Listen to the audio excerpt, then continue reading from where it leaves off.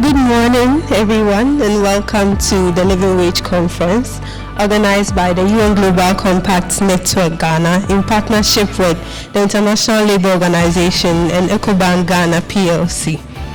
We would like to invite the Acting Board Chair of the UN Global Compact Network Ghana, Ms. Leslie Atta, to give us the welcome note. Please welcome her with a round of applause.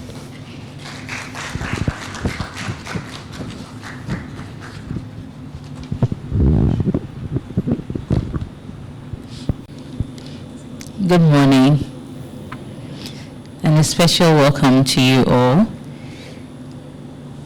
Okay, so I'd like to welcome all our honorable guests present, all our partners, and the distinguished UNGC members as well.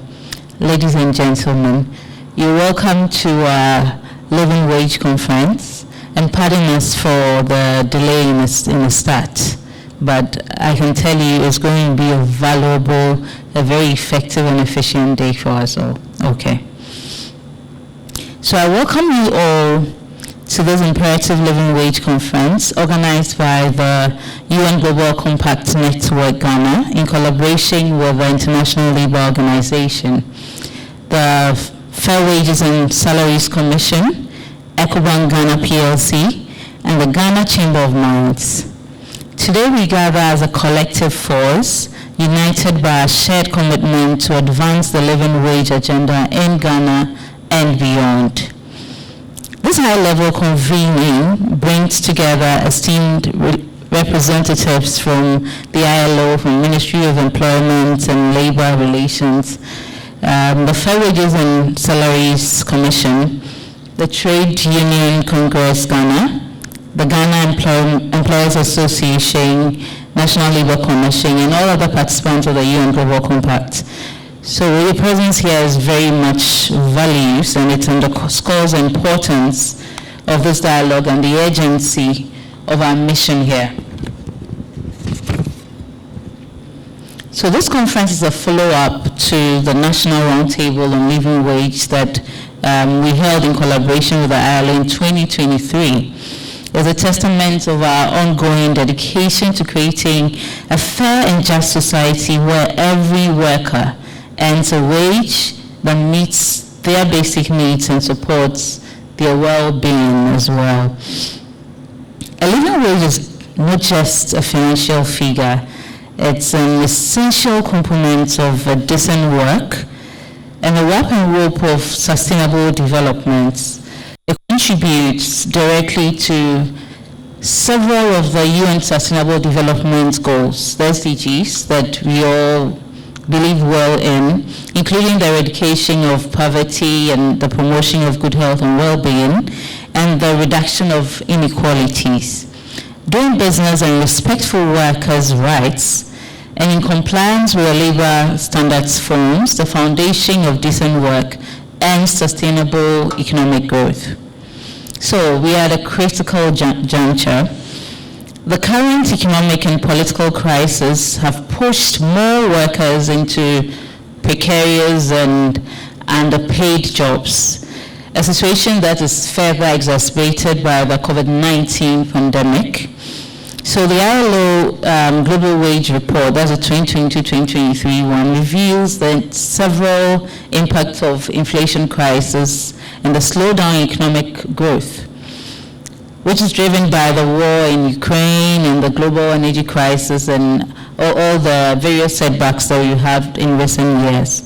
So these factors have caused a striking fall in real monthly wages in many countries, and thus reducing the purchasing power of the middle class and also hitting low-income households, particularly. It's hard in the midst of all this high living costs. So the multiple global crises we face has placed tens of millions of workers in a dire situation, facing increasing uncertainties. If the purchasing power of the lowest paid is not maintained, income inequality and poverty will rise, undermining our efforts to build a more equitable society. So a push for a living wage is a response to the inequalities, the inadequacies of the legal setup of minimum wages, which often fail to meet workers' needs for several reasons. More than 170 countries have one or more minimum wages set through legislation or binding collective agreements. However, by going beyond legal compliance, businesses can ensure that all the employees have their income, an income that will support their needs and those that their dependents can also survive on, thereby raising standards and health as well as general well-being.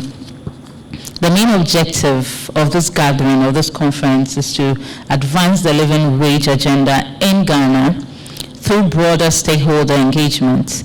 We aim to bring together the government, employers, workers, associations, the private sector all together in Ghana to discuss the challenges and the solutions to the barriers to implementing the living wage, which is the more practical level to be at. Additionally, we will introduce the UN Global Compact Forward Faster targets on living wage for companies. Today, we have the opportunity to engage in meaningful dialogue, share insights, and develop actionable strategies to move our minimum wages to living wages. Our discussions will follow on the practical steps needed to overcome the barriers to implementing living wages and the role of each stakeholder in this process. As we embark on this journey, let us remember that achieving a living wage for all workers is not just a moral imperative, but also a strategic investment in a collective future.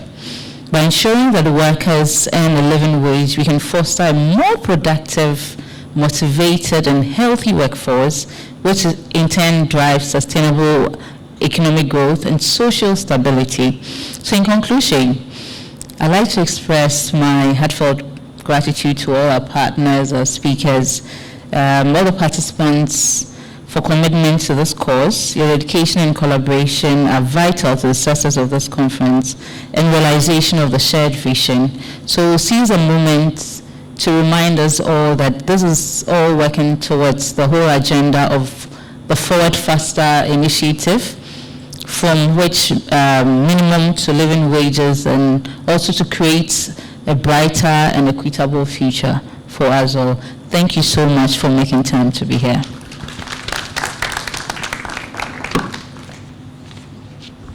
Thank you so much, Leslie. Before we proceed, we would like to acknowledge the presence of some dignitaries in our midst. We are pleased to have Mr. Charles Abeni, the UN Resident Coordinator, with us this morning. We also have Monsieur Guillaume Delotre from the ILO. You can give us a wave so that everyone knows. Yeah. We have Dr. Kwabena Otunyako from the TUC, the Director of Labor Research and Policy Institute.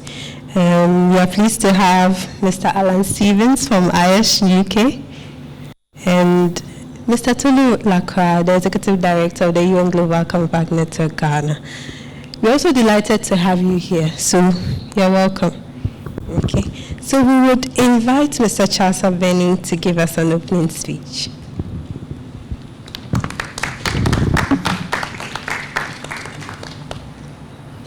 Good morning, everybody. Not sure after Leslie's speech that I need to say anything. I think you pretty much covered it.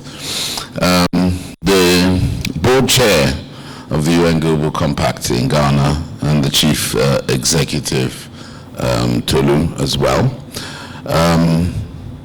The CEO of the Fair Wages Commission, the representative and director of the Trade Union Congress here in Ghana, the representative for the International Occupational Health, is it ISCG? IOSNG, SH, sorry. The representative from ILO, who's present here as well. Representatives from the private sector, including our host, and we must applaud EcoBank for its continued support to the Global Compact and the work that it does. Development partners, friends from the media, distinguished guests, civil society members, ladies and gentlemen, it's an honor to be here today as we convene to discuss this matter of utmost importance, really, in the advancement of the living wage agenda in Ghana. On behalf of the UN family, I extend my gratitude to the UN Global Compact and all our partners for organizing this pivotal event. In fact, the last time we were together with the Global Compact, we were signing a partnership agreement between the Global Compact and the African Union to really look for ways to explore new opportunities for collaboration and investment. And I think this is an equally important dimension of the work that the Global Compact does and all the partners. So kudos to you. The theme for today's conference, moving forward faster, from minimum to living wage, resonates deeply with the UN's mission of decent work and economic growth. It's a timely call to action, especially in the face of the current economic crisis that affects nearly every country, forced to push more workers into precarious situations on a daily basis. And Ghana is absolutely no exception to this. According to the ILO, and I quote, "Living wages aim to give workers a decent standard of living and enough pay to afford basic needs like food and housing. A living wage is not just a matter of fair compensation. It's a fundamental human right and a cornerstone of development. Minimum wages are a basic floor to prevent exploitation, while living wages ensure a dignified life. It directly contributes to several sustainable development goals, particularly SDG 8, which promotes inclusive and sustainable economic growth, full and productive employment, and decent work for all. Ensuring a living wage is crucial for fostering a healthy economy and an environment where everyone can thrive. Today's gathering brings diverse stakeholders, including representatives from ILO, the Ministry of Employment and Labor Relations, the Fair Wages and Salaries Commission, the Trade Union Congress of Ghana, the Ghana Employers Association, and many others. Your presence here underscores the collective commitment to addressing the challenges and barriers for achieving a minimum living wage in Ghana.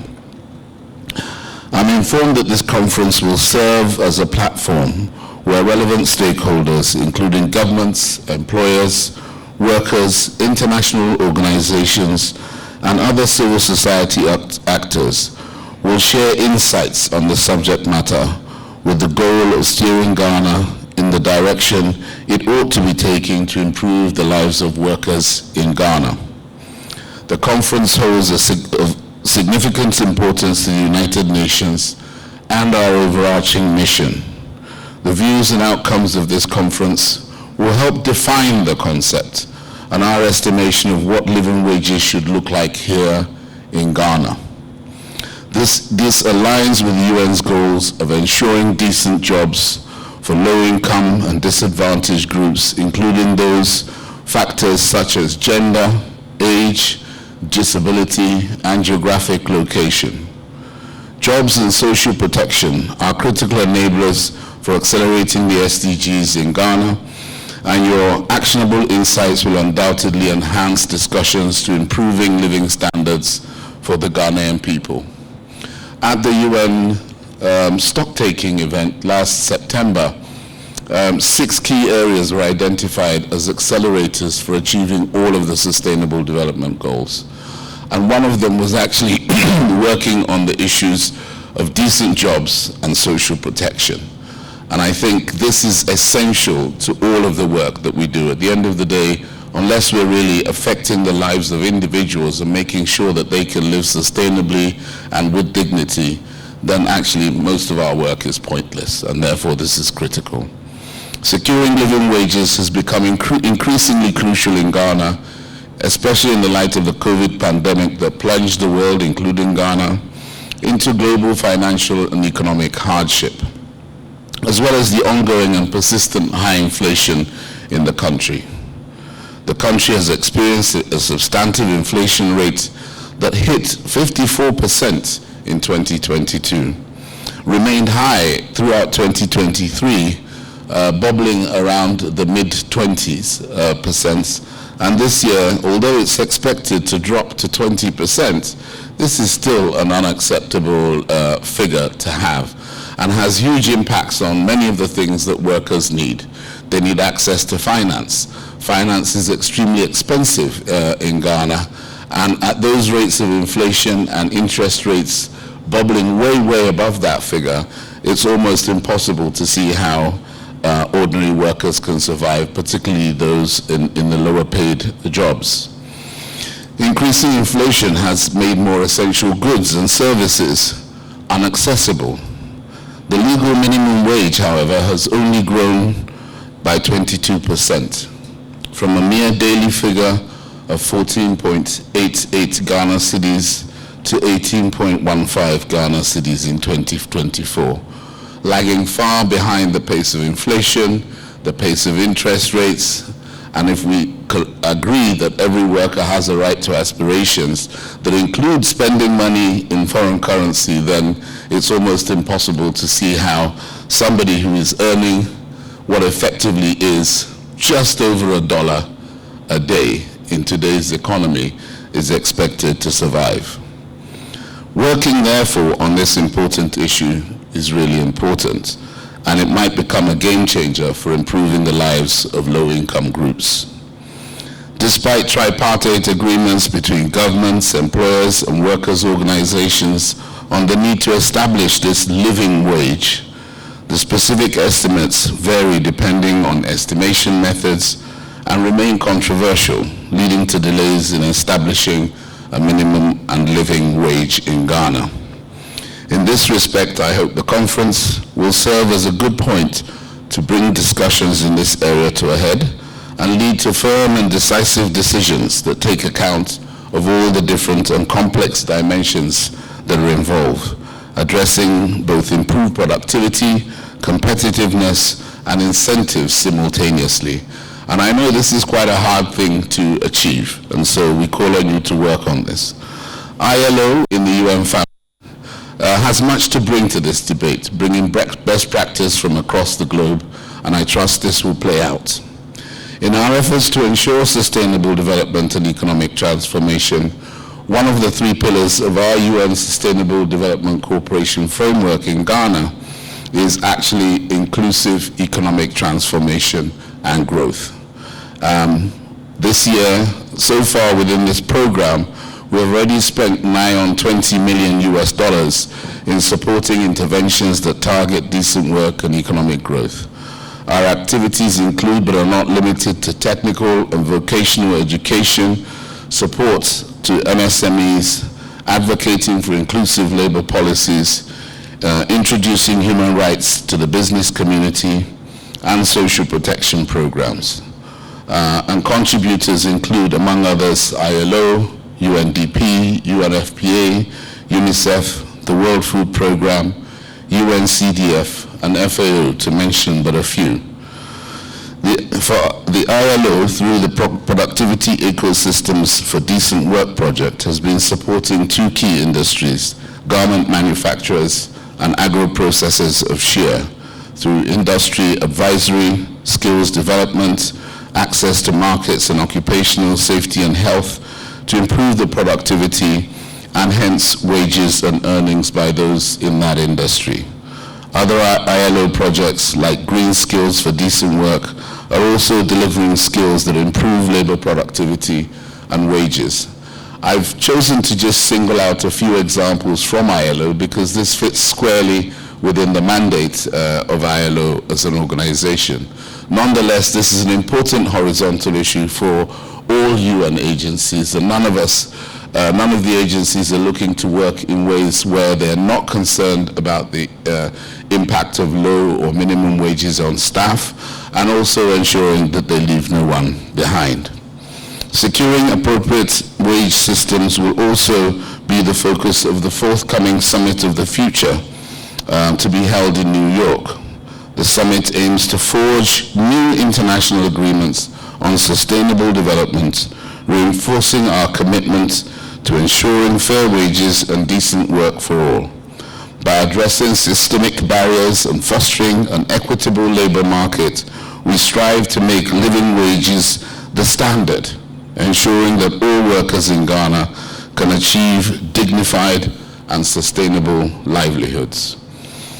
It's imperative that we move from talk to action. Companies must have a living wage commitment and take concrete steps to raise the wages of low-paid workers.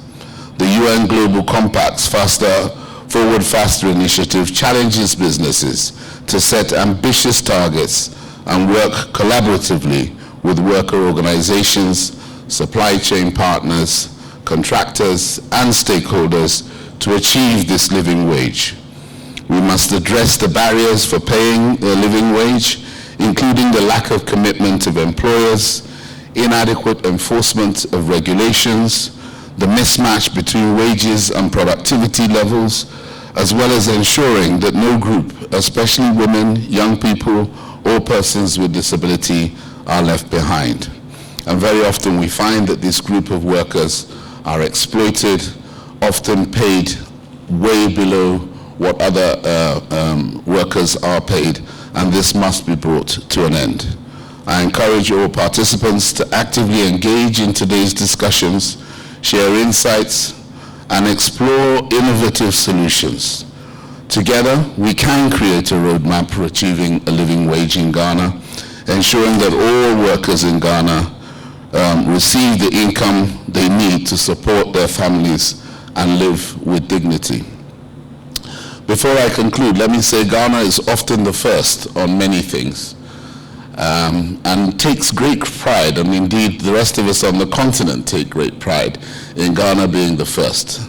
So this is also an area where to whom much is already given, much, much more is expected, and we call on Ghana to do this. Let's reaffirm our commitment from the UN to advancing the living wage agenda. By working together, we can create a more equitable society. Thank you for your dedication and commitment and the seriousness with which you take today's conversations and move them forward to a fruition that actually has an impact on workers who sit out in the street every day and barely make ends meet. I thank you for your time and wish you successful deliberations. Thank you very much.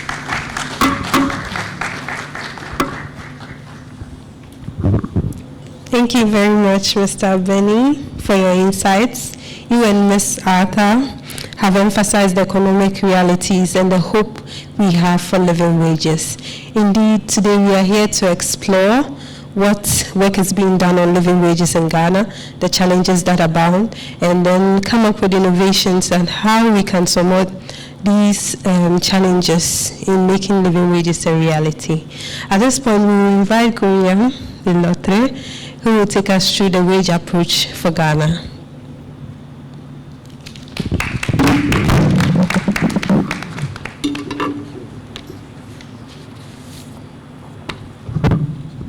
Thank you very much. Good morning, everybody. Thank you for the invitation. It's a great honor for me to be here with you. So my name is Guillaume Delotre, but you can call me William. Guillaume is the French for William. The title of my presentation today is Living Wage, What Approach for Ghana? Because if there is one message you should recall from my presentation at the end is that there is no one-size-fits-all solution regarding living wage. At the end, it's about the constituents, the allo constituents of Ghana to find a solution and to work together on what should be the living wage for your country. Could you please press the button. Yes, thank you. So the issue of living wage is very, very old at the ILO, I must say. It was already here at the very beginning in the preamble of the ILO Constitution in 1919. There was already... Hello? Hello? Can you hear me? Okay, so since the preamble of the ILO Constitution in 1919, this issue of living wages is in our mandate. If you remember what is written in the Constitution, it says that universal and lasting peace can be established only if it is based upon social justice. So it's a very, very strong statement, and continues with a call for urgent and improvement in labor conditions, including the provision of an adequate living wage. Then in the Declaration of Philadelphia, after the World War II, there were already also call for policies in regards to wages and earning to ensure a just share of the fruits of progress to all, and a minimum living wage to all employed in need of such protection. So this issue of living wage is very ancient, the ILO, but in fact it has not been defined for all this time. Between 1919 and 2024, it has never been defined. It remains controversial. What is a living wage? During this time, we elaborated a convention on minimum wages. We elaborated convention regarding collective bargainings, freedom of association, etc. But defining living wages remains something very controversial for almost ever, until, slide please,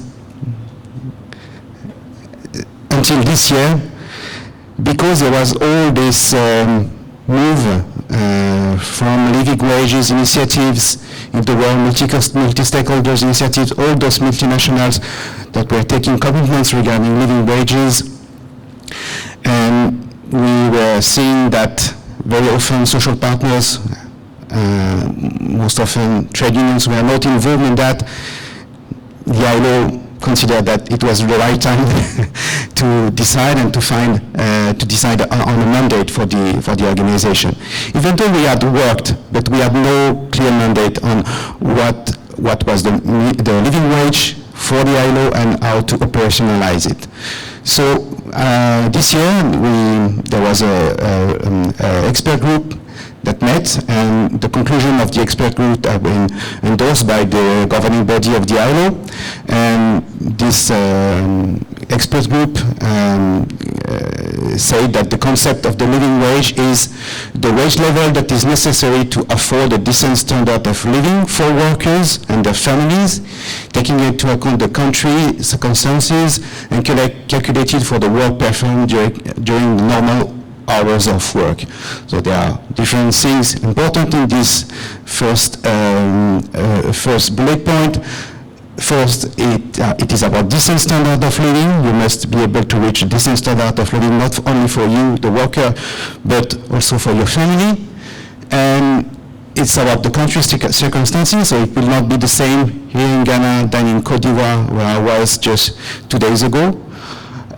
It's for the normal hours of work. So meaning that you cannot, if you pay a living wage, it's about the normal hours, not including the overtime. This is very important. So I'm not an expert in the labor rights and the labor law of Ghana, but if it's 40, 45 hours a week, the living wage should be paid for this 40 or 45 hours a week. Second point, it should be calculated in accordance with the ILO principles of estimating the living wage. So we developed the methodology. I will present it very, very briefly after. It exists a lot of methodologies on calculating living wage. I think ours is particularly good. I think it's more transparent than most of the others, and it can be applied in most of the context. And it should be achieved through the wage setting process in line with ILO principles on wage setting, meaning that it must be done through minimum wages legal minimum wages or through collective bargaining, and collective agreements. These are the two mechanisms that helps to implement living wages. It cannot be imposed only by a multinational to its suppliers in Ghana. It cannot be imposed from a buyer to Ghanaian suppliers. It should come from the discussion, the dialogue between social partners and the government inside the country. So the principles on living wage methodology, I will not go through all of them, but it should be evidence-based. So we now have good methodologies to estimate them, and we can apply it in most of the context. It should be based on consultation of workers and workers and employers, and include the involvement of them in the definition. What we are doing is providing estimates with different assumptions. But those assumptions, they need to be discussed with the actors. They cannot be decided from Amsterdam, Geneva, or New York. They must be decided by the actors, the local actors. You must take into account the consideration of regional and local context, of course. There are many realities that can differ from your country to another. If you talk about diets, for example, if you talk about access to health, access to education, it's very different from one country to another. So you must take those realities into account. Of course, it promotes gender equality and non-discrimination. The methodology must be transparent, etc. I will not go through all of them. I think the presentation will be shared with the people in the room, I hope. Next slide, please. So it must be then operationalized, and we have a strategy to operationalize it. When we calculate we estimate the living wage, we need to take into account the needs of the workers and their family, of course, but also the economic factors in the wage setting processes. This comes from the ILO Convention 131 on minimum wages, which says that minimum wages in general must find a balance between those two realities. Of course, the ultimate goal is to be able to pay decent wages for workers and their families. But if from one day to another, maybe if you double the minimum wage, or if you impose a very large jump to the minimum wage, it may harm the employment, for example, in some sectors. So you have to find a strategy to be able to move towards this living wage in a reasonable time horizon, considering all these economic factors. Of course, using robust and reliable data and statistics. I think this might be an issue in Ghana. I'm not an expert of statistics in Ghana, but what I see is that, for example, the labor force survey has not been conducted for several years, so that might be an issue to have an accurate estimate of the situation in the country, for example. You need to strengthen social dialogue and wage-setting institutions, particularly collective bargaining. So we have collective bargainings in Ghana, not a lot, but quite a substantial number of workers are covered by collective bargaining, and the idea would be to increase their coverage, of course. And promoting incremental progression from minimum wage to living wage. So it's an echo to the title of the conference today, from minimum to living wages. I'm often asked, when I'm doing my presentation on living wage, people always say to me, living wage is not minimum wage. Well, of course, minimum wage is something legal, it is the threshold under which you cannot pay people, but living wage is more a political perspective, a political or a philosophical concept. But the idea is, once you have an estimate of living wage, you must work on a strategy to make possible the path from this minimum wage, the minimum legal wage, and this incremental progression of the minimum wage towards the living wage you estimated. I will skip the rest of this slide. Thank you. Because we have this strategy, we started to implement different actions, even though we had not waited, in fact, this strategy to work on this issue of living wages. So the objectives of the ILO is to raise, of course, the awareness on living wages through guidance and information. That's what we are doing today with the people of Ghana. But we are also going to reach with all those initiatives in the world, multi-stakeholders initiatives on living wages, to share our experience, to share also our position that is a bit different to a lot of them, especially that we are focusing a lot on the issue of social dialogue, which is not particularly the case of many multi-stakeholders initiative or living wages initiative. We say that living wage should be a matter of national ownership. It should not be imposed from any multinational in any global north country to the actors locally. It should be decided locally, and then ways to be able to pay the living wage should be found together.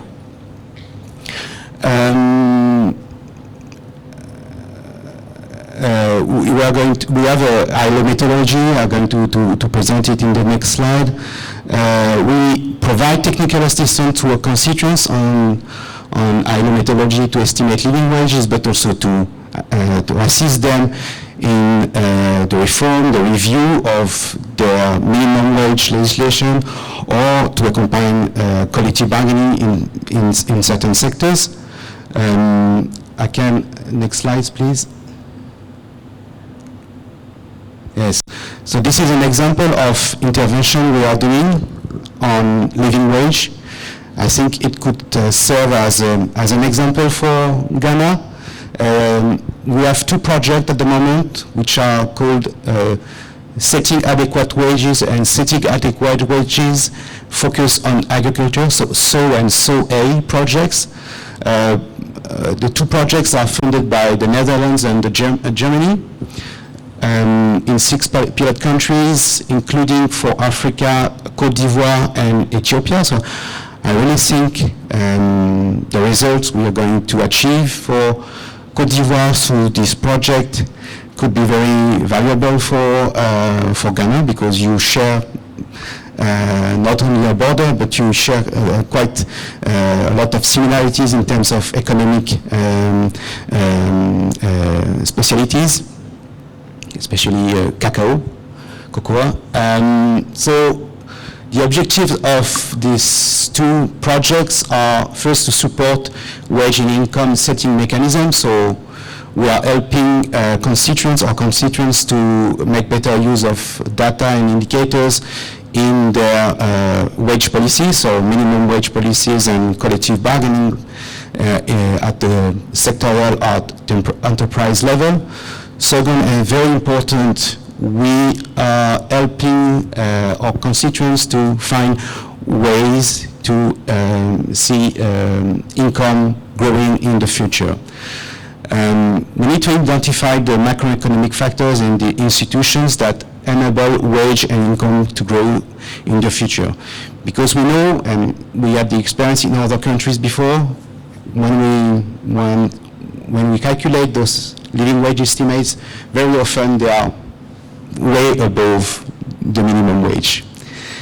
It wouldn't be reasonable from an economic, but also from a social perspective, to double, to triple the minimum wage from one day to another, because it would harm the employment. So we need to find strategies to work with those supply chains, with those sectors, to make possible a raise of the productivity in the future, share good practices among sectors, so that you are able to increase the wages and the incomes. Third point, we engage with living wage and income initiatives, as I said, so providing assistance to all those initiatives, sharing our view on what should be living wages, and there are many initiatives at global, regional, sectoral, national level. One issue that is particularly important for Côte d'Ivoire, and I think it's the case also for Ghana, and this is for this project SOA in agriculture, is that first agriculture, which is the main sector in both countries, in Ghana and in Côte d'Ivoire, is characterized by a very low productivity and a lot of informality. So basically, those people are not covered by the legislation. So one thing that you need to work on is how to improve the formalization into this sector. But secondly, very importantly also, is that most of the workers in those sectors are in fact not wage earners. They are not concerned by minimum wages or wages at all. They are not paid wages. They are paid according to the production they make every day. They are paid piece rates in most cases. Sometimes they could become wage earner. Maybe we could work on a strategy to secure the system, secure the enterprise, to allow them to become wage earners, and so that the situation is more stabilized. But not please. Yes, thank you. But in most cases, they will remain self-employed. So what you need to do, what you need to think is not only about living wages, but about living income. And it becomes a little bit more complicated, because when you talk about living income, you must take into account the costs the people are paying for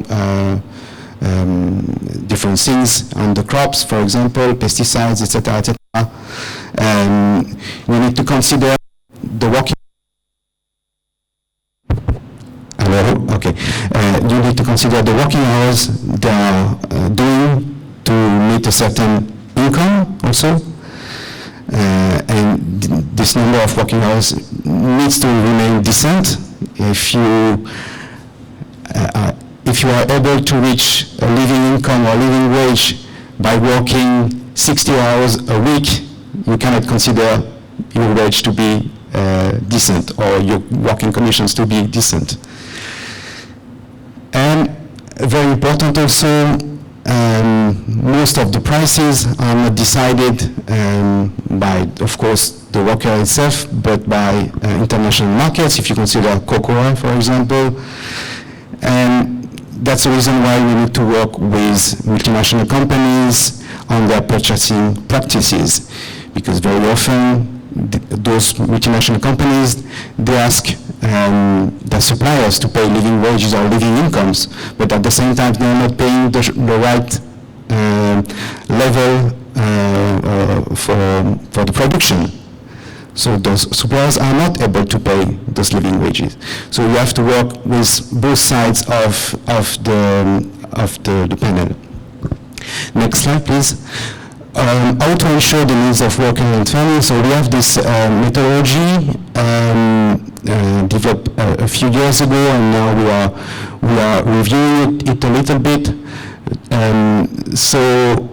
Our estimates on living wages concern 4 sectors. The first one is food, of course, and for this we base our estimates on the recommendation by FAO and WHO. So we have a certain level of calories to be met every day for workers and their families, and so that then we can calculate what would be a normal diet for the country to meet these calories requirements, and you can estimate the price of it. Second estimate is about the housing. There you also have a recommendation from UN Habitat. A decent housing is a housing that reaches a certain score, so that you can calculate also the price of it.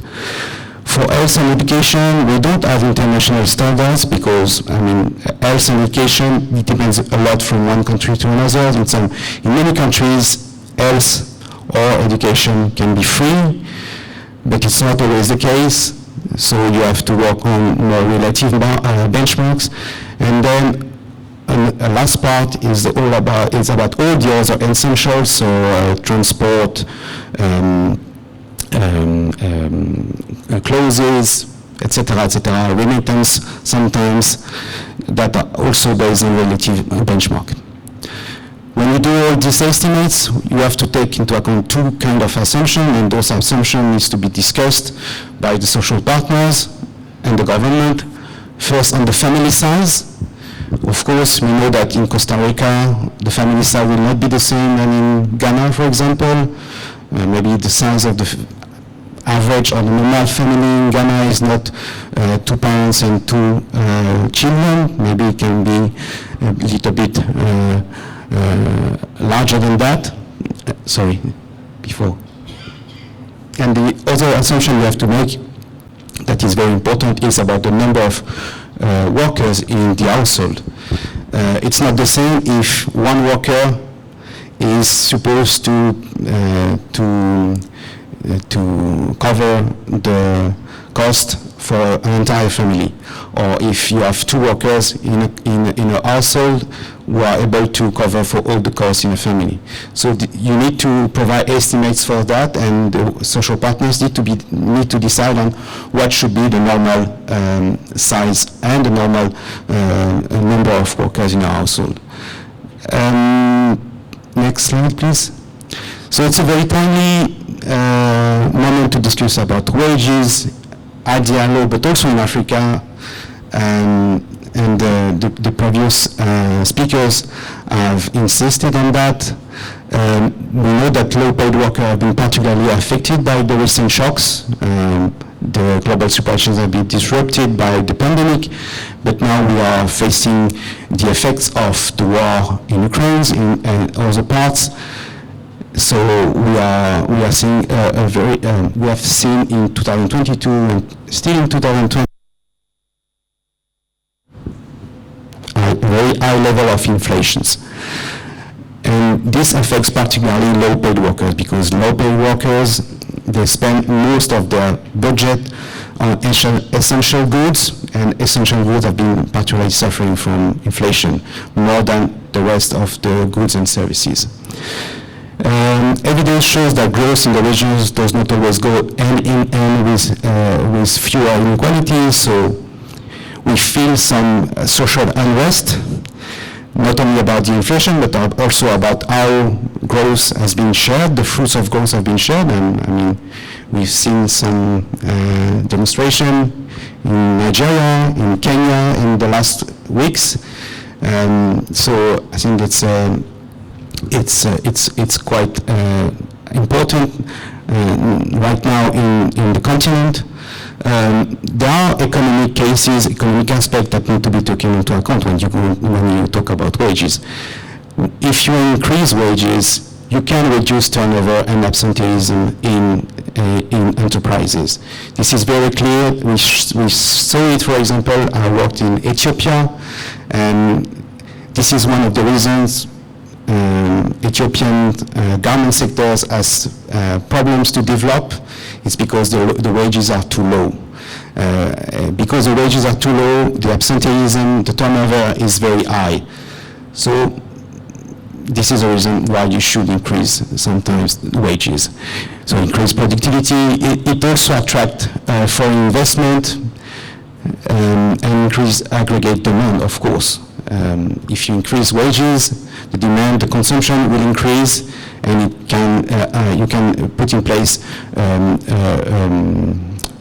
I don't remember the terms in English, but a positive cycle. Of course, we are in a situation also where global buyers and governments are increasingly looking at the working condition in global supply chains. So we see these initiatives on due diligence from the EU, for example, the EU directive that has been decided this year, but previously in Germany, in France, this the due diligence legislation that are forcing multinational to look at the operation in their suppliers, in their own operation abroad, see if they are coping with those risks in terms of course, human rights, environment, but also working conditions, including wages. So different mechanisms exist to guarantee a fair distribution of growth, such as minimum wage, collective bargaining agreements, and because it's a very hot topic at the moment in the continent, we have many countries which are reforming or revising their minimum wage policies at the moment with the support of the ILO. I will not give you the name of all those countries, but I think I've been working in the last year with almost 10 countries in Africa which are reforming their minimum wage, for example. Next, yes, thank you. The context of wage and employment in Ghana and in Africa, it's very difficult to have an accurate picture of the situation in Ghana. Before coming, I tried to gather some statistics, and I saw, for example, that there was no labor force survey since 2015, so way before the COVID pandemic. So if you don't have labor force survey, you have no idea of, for example, the size of the wage earner population in a country, the wage that are paid in a country. So you cannot make a right diagnostic of the situation. Anyway, based on the latest statistic available, you see that wage employment is relatively low in Ghana. It's around 1/4 of the working population. So only 1/4 of the population is concerned about wages. All others are concerned about incomes, but not wages. They are disproportionately male. More than 2/3 of them are male. Informality, of course, is very high, around 80% of the total employment. We saw a decelerating economic growth since the early 2010s. This is quite in line with the rest of sub-Saharan Africa. When we compare the situation of female and male workers, we see that, like in most other countries in Africa, female wage workers are in general better educated and often younger than male. But if you compare, if you control by all the different characteristics such as education, age, working sectors, working time, etc., you can see that there is still a gender gap between male and female that is important. So for exactly the same position, a woman will be paid less than a man, unfortunately. You have this accelerating inflation and higher food prices on world market that hurt particularly low-income countries. In general, and it's coming from the next global wage report that we are going to publish at the end of this year, Africa is the region where wages have performed the worst in the last decade, if you compare with all the other regions in the world. Since 2015, real wages has been either negative or have experienced very modest growth. In all other areas of the world, you saw a drop in 2021, but then if you see the long trend, real wages have been increasing. Not very rapidly, but they have been increasing. In Africa, it's a different story. In Africa, in the last almost 10 years, we saw real wages, so wages including inflation, going down in most cases or being very, very stable. And also, if you can't take into account the case of collective bargaining, their coverage is very low, around 15% of the population, the working population in Ghana. Next, yes. So this is the ILO Minimum Wage Convention 131. These are the 5 principles. Just to remind you, what is normally the gold standard for minimum wage policy, and I think it would respond to quite a lot of the question regarding the living wages. So minimum wage should be broad, the coverage should be broad, it should cover the most of people in an economy. Setting adequate minimum wage rates means being able to find a balance between the needs of the workers and their families and all the economic factors such as productivity, employment, etc., etc. You need to put in place nationally to fix and adjust minimum wage rates from time to time. So I saw that in the case of Ghana, the minimum wage rates is adjusted every year. So this is a good practice. It's not very common in Africa. In most African countries, you don't have an adjustment every year. You have an adjustment every 4 or 5 years, which is not particularly good for the purchasing power of minimum wage earners. Of course, you need to consult with and involve social partners at every step in the definition of the minimum wage, but also in its application and in its adjustment. And you have to put in place different measures to promote the application of wages, of course, labor inspection, penalties, access to justice, promotion, etc., etc. Next slide, please. Next. There's a problem. Yes. Okay, thank you. So as I said, Ghana has a minimum wage system like most other African countries. The only countries where you don't have any minimum wage are in the Horn of Africa. It's Ethiopia, South Sudan, Somalia. Still, there is quite some difference between the different minimum wage system. Ghana is on the left of the table, so among the countries where there is only one national minimum wage, while in other countries, some countries have decided to have 2 rates, one for agriculture and one for the rest of the economy, or to have more complex system where you differentiate the minimum wage according to the sectors, according to the region, according to other things. And certainly the most complex minimum wage system in Africa is the case of Kenya, where you have 55 different minimum wage rates at the same time. It's a bit difficult to read for most people, I think. Anyway, so certain categories or sectors such as domestic workers and agriculture are unfortunately very often excluded from minimum wage regulation. It's unfortunately the case in many countries. Next slide, please. This is the case of Ghana in comparison with other lower middle income countries. This does not take into account the last adjustment of 2024. The statistics are from 2023. This is coming from a report we have presented to the African Union last week about minimum wage dynamics in Africa. So if you compare the situation of minimum wage earners in Ghana with all the other African countries among the group of lower middle income countries, you can see that converted in US dollars, minimum wage in Ghana is particularly low. We were around $30, something like this, at the end of 2023. Maybe it's a little bit better now with the last adjustment.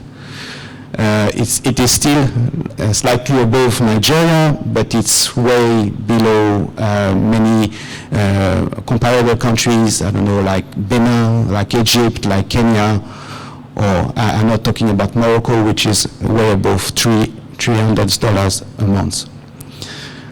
So there might be an issue with the minimum wage in Ghana because it is particularly low if you're looking at it from a comparative perspective. Next slide, please. And also to illustrate that, in a context of high inflation in Ghana and despite regular adjustment, the real value of the minimum wage has fallen in the last year. So on the left, you see the evolution of the consumer price index, the inflation since 2019, and Ghana has been particularly hit by inflation in the last years, more than most other lower middle income countries. It's the second on the left. And this is the reason why the real value of the minimum wage has been decreasing. From 2015 to 2021, you see that the real value of the minimum wage remained relatively stable. The adjustment that was made annually was enough to compensate for the inflation. But since 2021, I finished. Thank you. So just one second, fast. Next, yes. So since 2021, clearly there is a drop in the minimum wage real value because of this inflation, essentially because the adjustment was not enough. The annual adjustments were not enough. So now the value is almost half of what it was only 2 years ago because of this very high inflation. So I'm stopping here. I think we are going to continue with the panel. Thank you very much.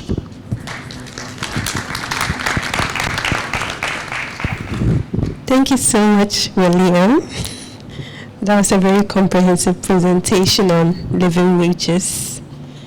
We would like to acknowledge the presence of Ms.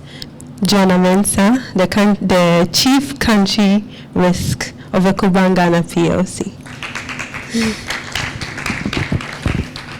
Okay, so now we will have our panel discussion on the topic, the challenges and solutions to barriers to implementing living wages in Ghana. Our moderator will be the Executive Director of the UN Global Compact Network Ghana, Tulu Lakra. So can we have you? Okay. Hello, good morning, everyone. It's a pleasure to be here and to be moderating this panel on a very, very important topic of living wage. And as we heard from Mr. Delotre, there's a lot that's happened with regards to the history of living wage. So we see that from his presentation, there are very significant challenges that we have if we're going to make living wage a reality, just looking at the picture that we were presented with. So today, that's what we're going to discuss. So I'm going to go ahead and introduce the panel members. When I call them, please come to the stage, and from the seconds all the way to the further part of the stage left, go ahead and take your seats. Okay. So the first person I would like to introduce is Dr. Kwabena Nyako Otu. He is the Director of Labor Research and Policy Institute at the Trade Union Congress. Thank you, sir. You're welcome. Yes, sit here. Yeah. Next, I would also like to invite to the stage Monsieur Guillaume Delotre, who just gave us the presentation from the ILO Cairo office.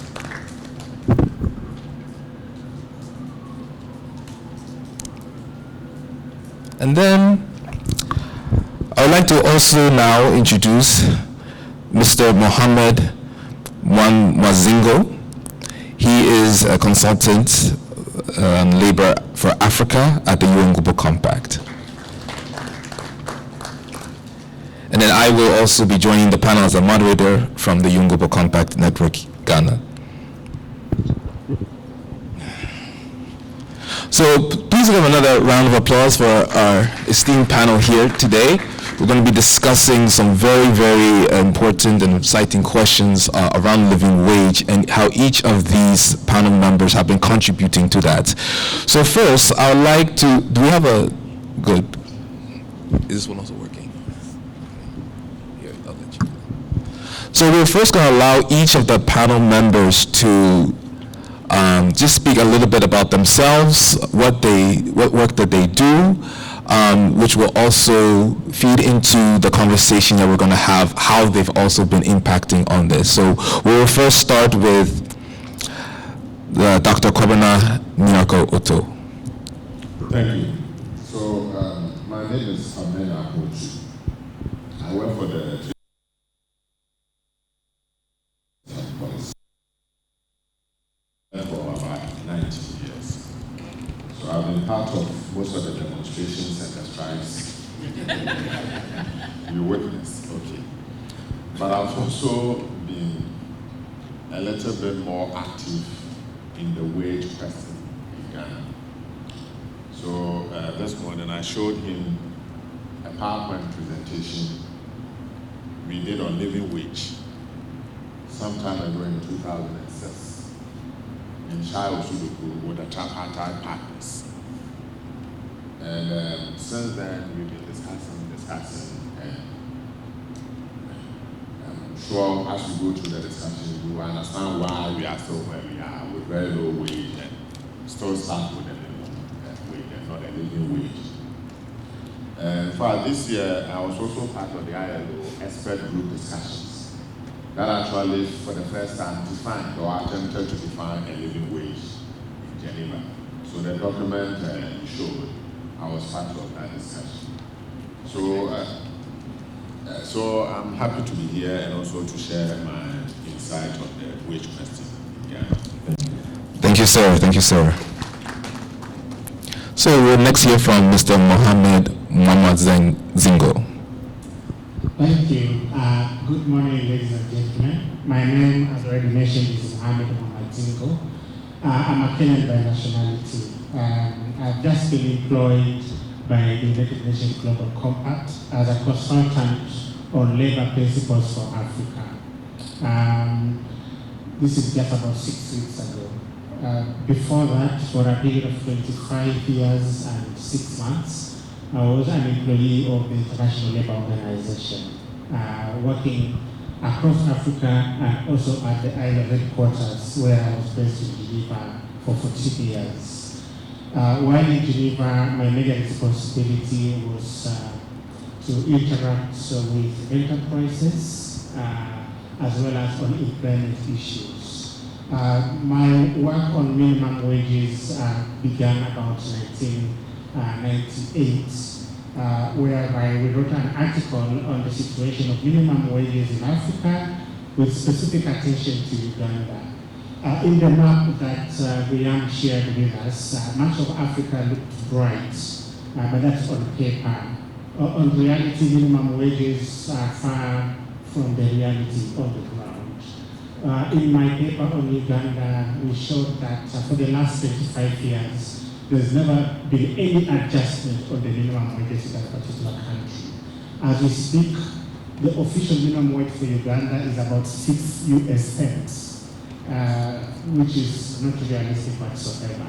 However, I'm sitting here in my new capacity and I want to speak more on the perspective of employers. What are the challenges that our African employers and probably also Ghanaian employers face when having a conversation on living wages?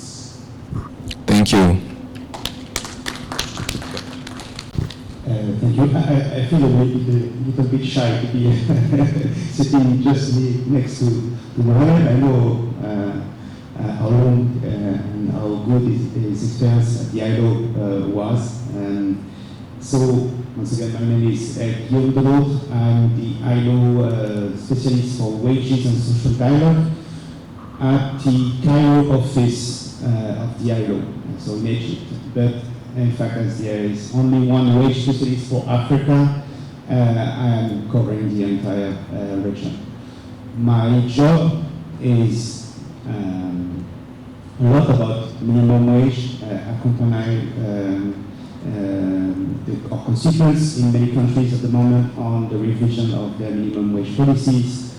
In the last months, I've been working in Ethiopia, Swaziland, Namibia, Botswana.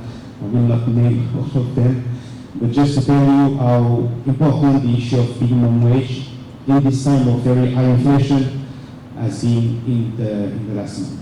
Of course, also, my work is also to provide technical assistance to those projects we are developing on living wages. So it's a bit broader than minimum wage. It's also collective bargaining and estimating what is living wages. As I said, interacting with all these initiatives. And Africa, it is in Cote d'Ivoire and Ethiopia. I'm also supposed to work on gender pay gap and collective bargaining, but I must admit that in the last 18 months, the issue of minimum wage and living wages has almost occupied all my time. Thank you. All right, thank you, Mr. Delotte. So, welcome again to this panel. I'm going to go into the question. And I first want to start with Dr. Kwabena Nyarko from the TUC. So, as you mentioned, sir, you've been very active on this topic, on the topic of living on a minimum wage for a long time. You've been, as you mentioned before, responsible for all the demonstrations. Obviously, as the mouthpiece, or one of the many mouthpieces of workers here in Ghana, can you help us, because we have workers here in the audience. From the workers' perspective, can you tell us what would the impact of living wage have on workers' motivations for work, on workers' productivity, and how they can better contribute to business and to the productivity of the country? Okay, thank you. So we first know that Ghana is a low-wage economy. Of course, sometimes people also say that this is also a high labor cost economy, because the wage can be low, but there are other components spelled out in, say, collective agreement that can also add further cost to employers.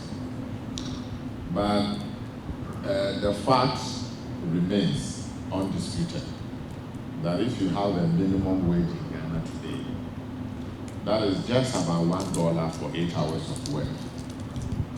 It's a demotivating wage. And I can't see how we will transform this economy. And then in doing so, we are paying workers such a peanut. And you can look at it from this way. If you employ 2 people, and then you pay one $1,000 a month, or equivalent in Ghana cedis, for example, and then you pay the other some 100 Ghana cedis, or say 1,000 Ghana cedis levy a month, it's most likely that the one who is receiving $1,000 a month will feel more motivated. In fact, the opportunity cost of losing that employment is $1,000. It's very high. So such people take good care of the job they do, compared to the one receiving 1,000 Ghana cedis, which is not even adequate for his or her transportation to and back from work. So there are many workers working simply because they are not really interested in staying at home. Okay. And I have met workers from some of the big hotels we know around. The pay they receive, if you compute the transportation they have to pay, the transport cost is not enough. But as you say in Ghana, it is better, a good job, a bad job is better than none. So people are at their workplace. The point is that, and the point I'm making is that if you really want to motivate workers to give out their best, we have to end the slave wages that we pay them. Okay. Workers can't go for lunch because the money they receive is not adequate. So there are many people sitting at work and they really want to do something, but they are hungry because the pay they got does not enable them to have lunch, adequate lunch. Just one lunch in a day. I have a follow-up question to that. So, in your work, have you also received feedback from workers? Have workers themselves come out to say, this is what we feel would be adequate for us when it comes to basic services, or be able to afford basic services like food, like shelter, and even freedom of movement around wherever they're working? Have you gotten feedback from workers on this topic?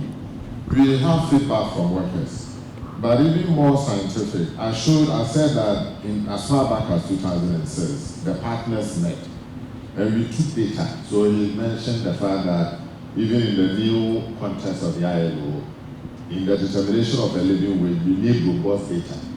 So we took data we have in Ghana and did an estimation of what a living wage. We actually had a figure as far back as 2007 that this is a wage that will be adequate for workers to pay their transport, to be able to have adequate meal, to be able to take care of their children. So some of the data, yes, it's true that we have not had a labor force survey since 2015. But at least we also have the Ghana Living Standard Survey with substantial data on labor, wages, employment. Okay. So when you go back to that data, you are able to extract some information that enables you to take care. So we, the partners, for example, as far back as 2007, agreed on a definition of a living wage in Ghana. We agreed on the family size, and we did not just agree. The Living Standard Survey and the population data show that the average family size in Ghana is 4. Yeah, that's what is falling, but we still maintain the 4. We also agreed on the fact that if there are 2 wage earners, we use something we call the adult equivalence. And it's also data provided by the Ghana Statistics. So yes, workers have their own view of how much they think will be adequate. And it's far above what we are currently paying. But we have also scientifically determined and together with the employers, what is adequate for a wage in Ghana. Thank you. So then I would like to follow this up with a question with Mr. Mohammed. So based on the presentation that we're seeing here, it's the case that this is coming from the TUC. This is also coming from workers, that there is science that suggests that what they're receiving is not fair. So how do we get the private sector in on this conversation? How do we help them understand that it's also in the benefit to move towards something that is more equitable? And also how this also aligns with the UN Global Compact principle when it comes to collective bargaining. But it's not just about hearing from the voice of unions, but it's also about acting on the best interest of the workers, but also in a way that will also help the company benefit from that. So what is some advice that we should provide for the private sector, or how can the private sector contribute? Thank you, Tolu, for that question. It's a very relevant question on a modern business. Contrary to what many people think, the private sector and employers are also concerned about social justice, and therefore also endorse the notion of living wages. They have 4 points into this, and I think some of it has already been addressed by Brother Kabila. Allow me to call him Brother Kabila because that's the way I've been calling him for the last 20 years. So it won't change under my new role anytime soon. One element is that of productivity. The private sector believes that the better you enumerate your employees, the higher the level of productivity. And for employers and the private sector, don't just take labor productivity as an issue alone. They take total factor productivity.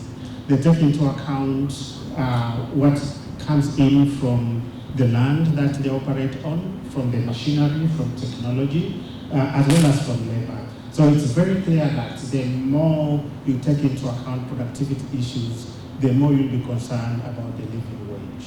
However, I have to also mention a concern that the private sector faces in this particular regard. It's the issue of policy, and you mentioned it as well. In many of our situations, what is happening on the ground could be different from the policy prescriptions, and the private sector is left in a situation which is not very clear when it comes to doing business as it were. We all know the number of challenges that we have to face in conducting proper business arrangements, not only according to the law, but also according to practice. So we need to have very clear government guidance on policy issues that could be able to facilitate the operations of the businesses. The last element that we have observed, and I think this was also a conversation that happened in the very first forum on the living wages question in Ghana last year, is what is the tech for the private sector? They need also to be educated on some of these issues. Doing business is not just a human resource management factor. There are many other issues as well. So private sector calls for training of the entrepreneurs and the HR managers on a number of these issues. Training on occupational health and safety as a factor of production, training on the living wage and its calculation, because many of them may not be participating in the ILO forums that discusses this issue. Now, if you just approach them with a methodology without involving them, and I'm happy both the Convention 131 of the ILO on minimum wages and also the conversation that Liam has mentioned, always calls for interaction, yes, with the workers very, very clearly, because they're the eventual beneficiaries of the living wages, but also with the employer, so that they can understand the methodology and get into understanding the training elements that are required in the data collection period. Thank you, thank you. I would like to ask Mr. Delotte, now that you've laid out the wider picture for us, very historic moment in this year where the ILO was able to come out with a methodology for calculating living wage. So I think you mentioned some of the initiatives that have come out immediately. Are there any initiatives or projects, now that this has been established, are there any plans to expand this in Africa? Are there any future programs or resources that can better assist governments and private sector actors and even labor to come together to advance the cause of living wage? Thank you. May I just jump on what the previous speakers said before, and then I will come back to your question. Because we've heard about the involvement of trade unions, of course, the involvement of employers, also towards this objective of having living wages, but of course we cannot forget about the engagement of the government itself. Having the engagement of the government to be able to implement living wages, particularly crucial. The government will help to put in place the right legislation regarding minimum wages, for example. But it is also the role of the government to put in place the right environment for collective bargaining, to see collective bargaining growing in the country, to be able to give the right tools for the social partners to negotiate on wages, provide the statistics, create the right institutions, promote collective bargaining. All those activities are particularly important if you want to move towards living wage. So it's a commitment not only about trade unions, not only about employers, but also it is also a commitment that must be made by the government itself. Regarding the living wage mandate of the ILO and what we are going to do in the next years, maybe I'm not the best expert to talk about what happened in this group of experts because I was not part of it just before. Maybe could tell us more about the dynamics inside this group of experts and how the discussion happened. But what we can say is that it took us like more than 100 years to decide on what is a living wage. Living wage was part of the Constitution since the beginning of the ILO, but it remains a controversial issue for almost ever. Finally, we decided on what is a living wage and how to operationalize it. It was really the right moment. We were seeing many multi-stakeholders initiatives, multinational companies, consultants working on living wages, providing their services to those multinationals. And we cannot, the ILO couldn't stay behind this move. But what we decided is to have an approach of the living wage that is relevant with the principles of the ILO, which is social dialogue, tripartism, mainly. Because most of those initiatives, in most cases, they aim at providing estimates. I have nothing against the calculations they make, but very often they do not really consider the issue of how to implement it and how to make possible the ownership of the actors at the national level. Sometimes this is only imposed from multinational company in Europe or the US or Canada to their suppliers or to their subsidiaries in Africa or in other countries. But the issue is not only about, it cannot be about imposing rules or imposing standards. The standards on living wages must be decided by the actors. Those actors need to be helped, need to be assisted in this discussion, and this is the role of also the ILO. That's what we are doing now in Côte d'Ivoire and Ethiopia with those projects I presented to you, SO and SO-A. So the idea is to help with the institutions regarding wages, minimum wages, collective bargaining, providing diagnostic on wages, providing estimates on living wages so that the next negotiations are based on evidence. Also, we are working with some supply chains where we see opportunities to increase productivity so that those wages are not stagnating in the future but improving. This is something that we do in Ghana as well. We have the chance to find, to mobilize resources from the Netherlands and from Germany to cover 6 countries and 2 countries in Africa. But if there was an engagement or commitment from the Ghanaian social partners and government to move towards living wages, I'm sure we will be able to find resources from another government maybe or other institutions to make the same kind of project in Ghana. And I would be very happy to help in this regard. Thank you very much for that. I think it's really good. Mr. Mohammed, I wanted to ask you,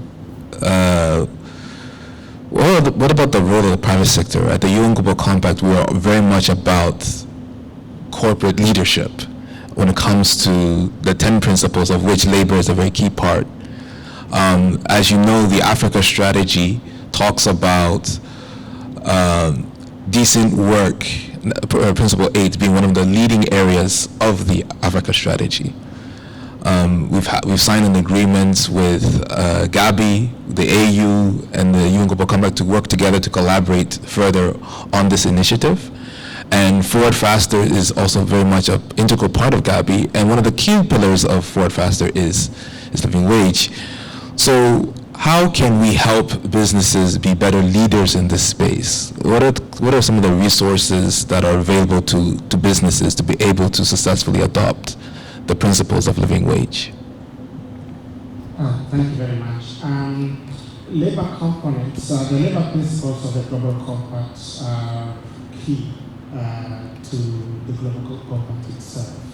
Out of the 10, 4 of them are labor related. So certainly the labor components have much higher weight on the work of the Global Compact than anything else. And the role of the private sector in fulfilling this, it's very clear with the support of the ILO, private sector as an integral part of the tripartism is an element that needs to be promoted as well. But what is more important, and as I mentioned earlier on, is to ensure that at all levels, including, as you say, at the African Union level, that business is seen as an institution for governance and sustainability.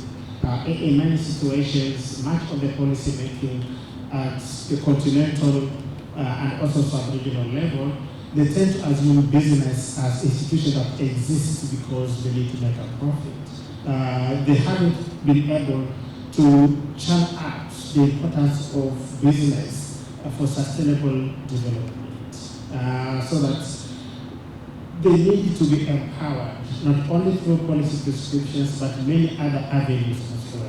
So it's important that business and private sector enhances a high level of visibility for the SDGs to be achieved, as well as for the integral development of the continent as a whole.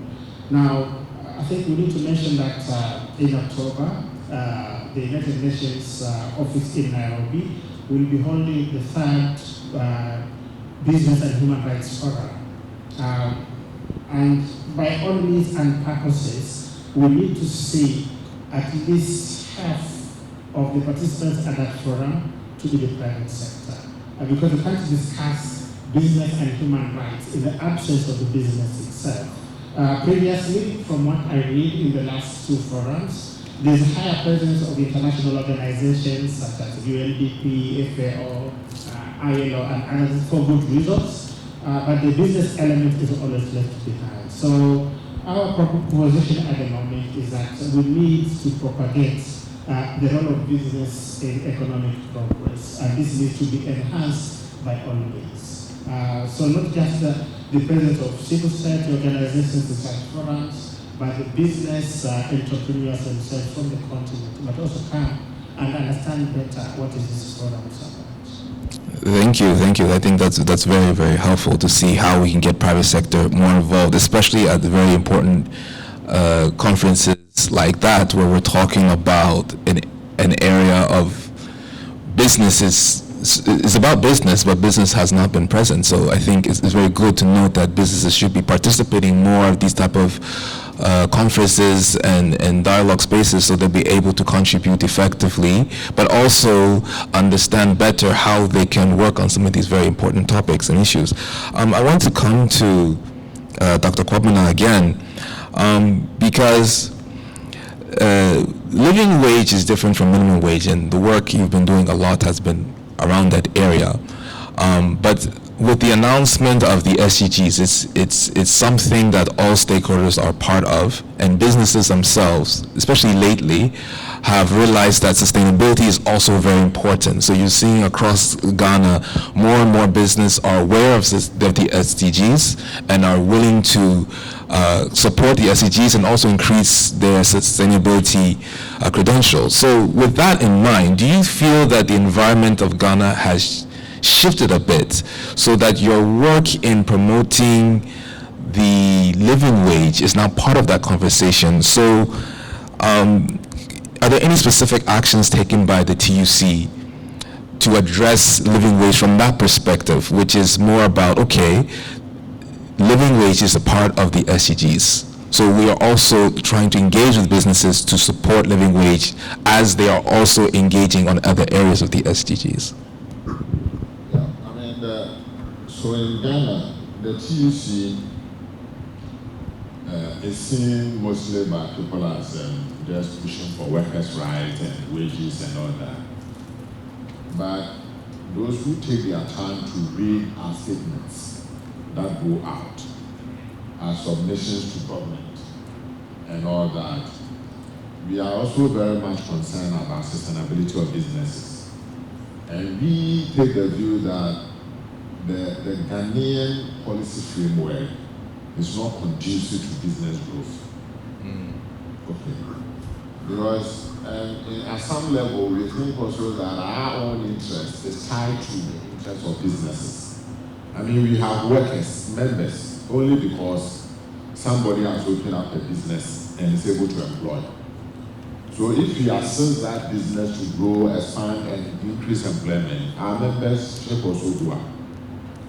But we have a feeling that the businesses in this country are not protected. They are not being supported the way we should. The EcoBank MD is here. Interest rate in this country is over 30%. And our businesses are competing with China, where interest rates are below 5%, they have other support. So the framework we are seeking is one in which government policy supports the private sector to grow, to expand, to employ more people. But then also we work with that private sector to ensure that our members, the workers of Ghana, are given a decent pay that allows them to meet their needs. And I think there's a commitment challenge when it comes to this. Okay. So we are having this excellent conversation about living wages. It's not a standalone conversation because ultimately it will be linked to whether the businesses have the leverage, the ability. Government is not here.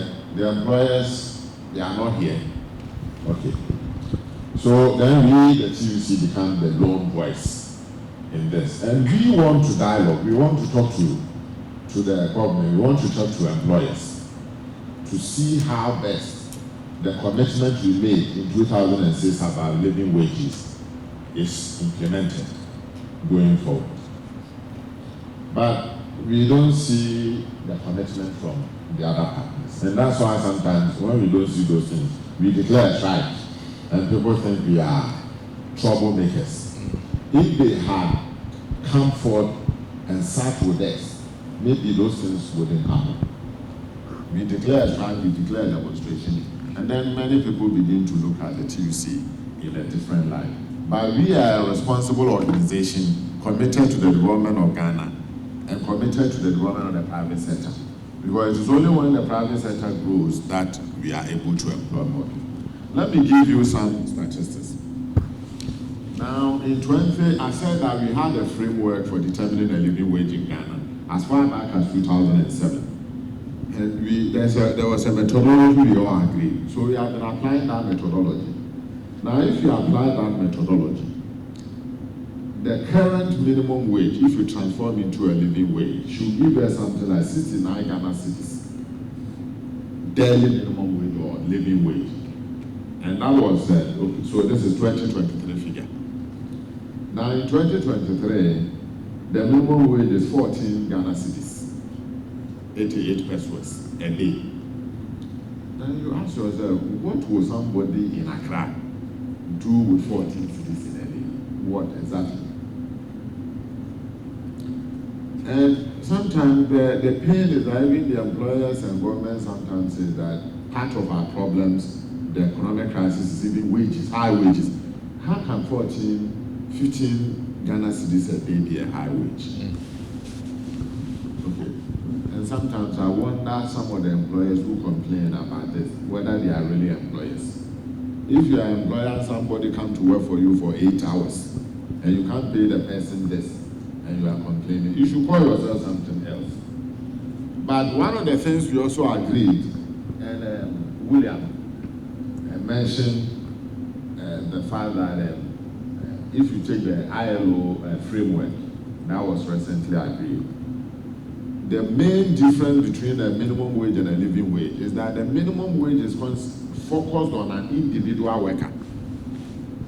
And our argument is that that individual worker has a family, and that if he's not able to take care of that family, he can come to work physically, but he will not be there working for you.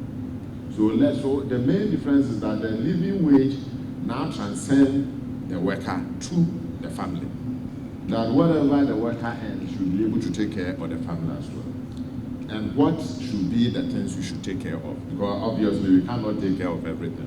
So we agreed long time ago that we should take care of food. We should take care of housing. We should take care of clothing, education, healthcare, transportation, utilities. Of course, there were other controversial things in there, like recreation and entertainment. Of course, our big people in Parliament, they take entertainment allowance. So why is it that the minimum wage worker doesn't have to entertain himself?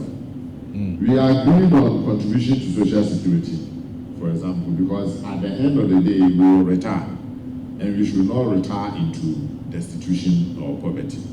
Okay. So based on this, the TUC has done a lot of things, and the employers and government, they are not forthcoming. So this year we put out a workers' manifesto. I don't know, one that I gave you a copy. So in that manifesto, one of the things we have committed doing going forward in the coming 4 years is to make sure that we have a living wage. We will continue the dialogue on it and everything. But if we have to also employ the other methodologies, demonstration and strikes, we will do that to make sure that we have a living wage.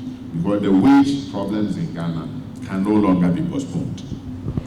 So I wanted to ask you another question about the minimum wage and the structure of the minimum wage, because the minimum wage is set per day. Do you think that that is also part of the problem? In many countries, you see that the age is hourly. We see that that's also part of the description in the ILO recommendations. We've heard some presidential candidates mention a 24-hour working economy. I won't say who, but that's the thought that's been floated out there. And I think even that one is not really well properly understood what that actually means. But when I first heard that term, I was thinking, should that be an hourly thing? Do you think that perhaps if employers were to look at it from an hourly perspective, then they can say, oh, someone can work, say 40 hours a week or less than 40 hours a week, but still have enough time to do other things or other occupations. And that's not something I hear often when we talk about the minimum wage. Is it possible that maybe it's how we have set the whole minimum wage to be for a whole day, that workers believe that someone comes to work, he should work the whole day, and then that's the basis by which we pay them? Or should we look at it from more of an hourly rate so that the employer understands that he can work this hour and the other hours could be taken by another worker who the previous worker can now go and do something else that can also supplement his income and therefore come to a living wage? What are your thoughts on that? I mean, it can be considered, but you see, it's a daily minimum wage, but we have a way of converting it to monthly, but also to hours. Because that minimum wage is for 8 hours of work. And if you say 18 Ghana cedis, 15 pesos, then you can easily convert it to an hourly thing. But the question then is that if I stay for 8 hours, I earn this. What if I stay for 6 hours? It can also be computed. Then you can earn an hourly wage. But the whole minimum wage, the figure is a joke. I mean, I am not an employer, but sometimes I get somebody to come and wash for me for some hours. And all of us do. You have somebody who comes to do some plumbing work for some. And how much we pay them section? We give them 50 Ghana cedis. So the calculation I made about the 2023 living wage corresponds to what is real. So I really find it difficult. But of course, from a business perspective, a jump from 18 to say 70 at one go can be problematic. So we are also open to a gradual implementation. Thank you. Mr. Delotro, I wanted to ask you, just based on the conversation I've had with Mr. Corbin now, how can we ensure that living wages are implemented fairly across sectors? Because we do understand that when it comes to wages, it differs from sector to sector, from region to region. So how do we go about ensuring that? And perhaps with your experience at the global level, you can see what are some of the trends that have been successful that perhaps in Ghana we can learn from. Thank you. Just as a preliminary, if you remember the slide presented to you earlier about the ideal methodology to estimate the needs of workers in the family. So this is the basis to estimate living wages. We must start from measuring the needs of the workers and their family. There is no particular reason that the needs of workers and families are different from one sector to another. They can be different from one place to another, of course. They can be different from one family to another because the composition is different, etc. But the needs, in terms of level of efficiency, there is no reason that it can be different from one sector to another. This is the reason why, first, minimum wage is particularly important, because minimum wage allows to set a floor, basic floor under which it's not possible to pay workers, and it's for normal working hours. As we were saying, there is a risk that people are doing overtime without being paid fairly. But still, it is necessary and it is good for the economy to be able to differentiate wages according to sectors, according to occupation, according to experience of people, etc., etc. And this should be made through collective bargaining. This is the second pillar of wage policies. First you have the wage, the minimum wage, and then you have the collective bargaining, which allow to differentiate wages in more ways.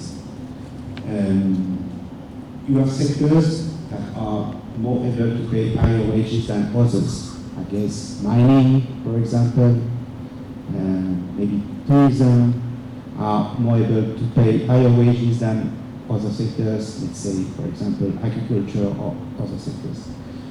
So it's very important that those sectors that are able to pay higher wages and where economic gains should be better distributed, to put in place collective bargaining, negotiate between employers and workers, so that wage can start to grow at least in those sectors that are in better economic conditions. Yes, and this is also what we are doing in the project we are starting in Côte d'Ivoire. There are very large differences according to sectors. Some sectors you will see a high level of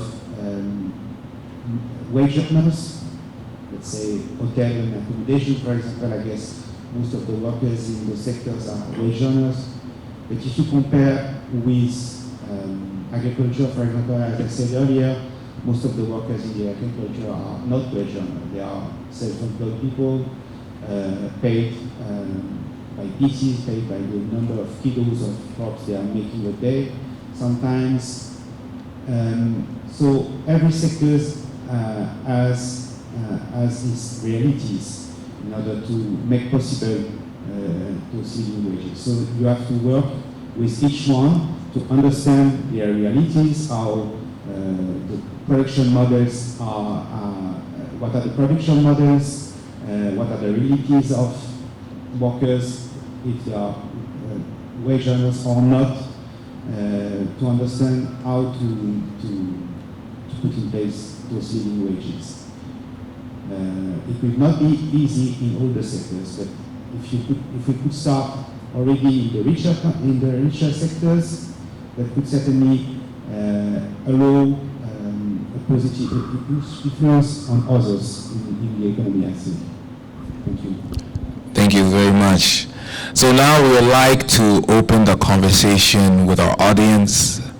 I think you've listened to a lot, you've heard a lot, and we want to hear your feedback on this very, very important topic. And already I see we have someone that would like to ask a question. So I think what I'll do is I'll hand over the microphone so Rodo can handle that. But yes, please, let's start this discussion with our audience.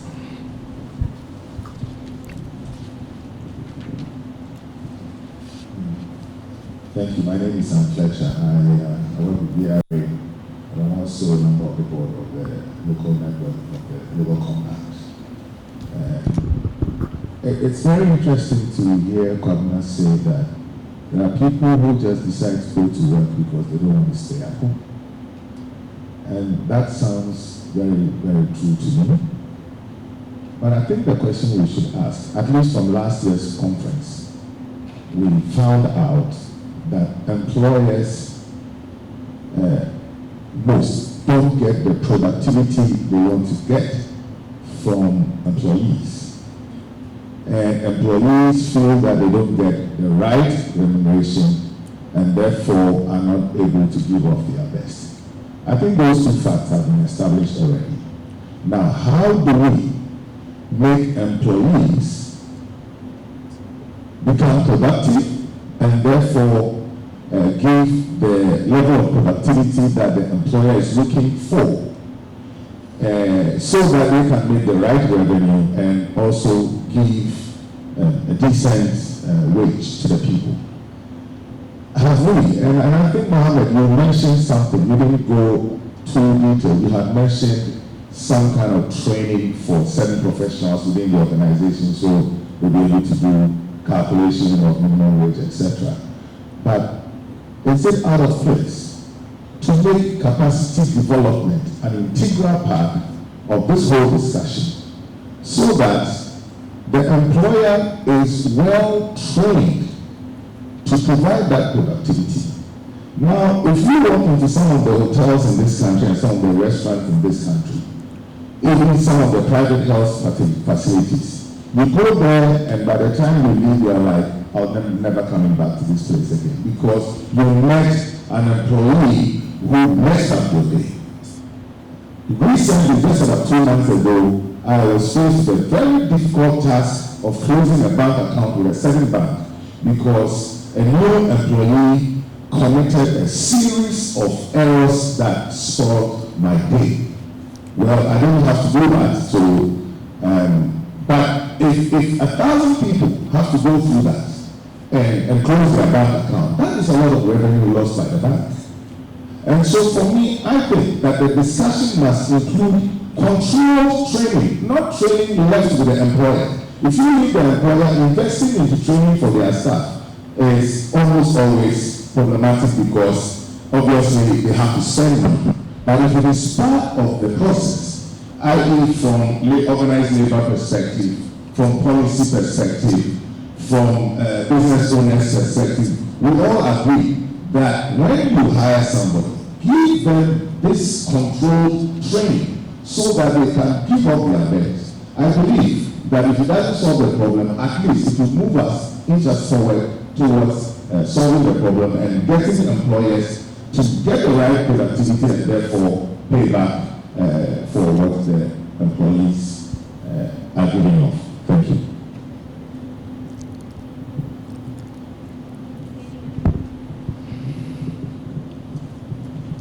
More is like a contribution. When our brother Kwabena was speaking, was saying that they have been doing a lot of education, but I want to suggest that the team should involve a lot of media people to do some of our work. When you do that, it will also come. They should involve a lot of media people. They should not do it alone. When media are also there to be able to help. Thank you. Okay, we'll take another one and then we'll give the panel an opportunity to respond to some of the submissions. Go ahead. In a way, I agree with my co-participants, but I also think that during the presentation, we had a minimum wage of 14, 16, 18 lectures, and we look at our economy today, even years ago, and we will all agree that that is something that nobody can live on as a worker. Yes, much as I agree that some worker, you go to some organizations, you find workers wondering about doing nothing the whole day, especially in this private organizations especially.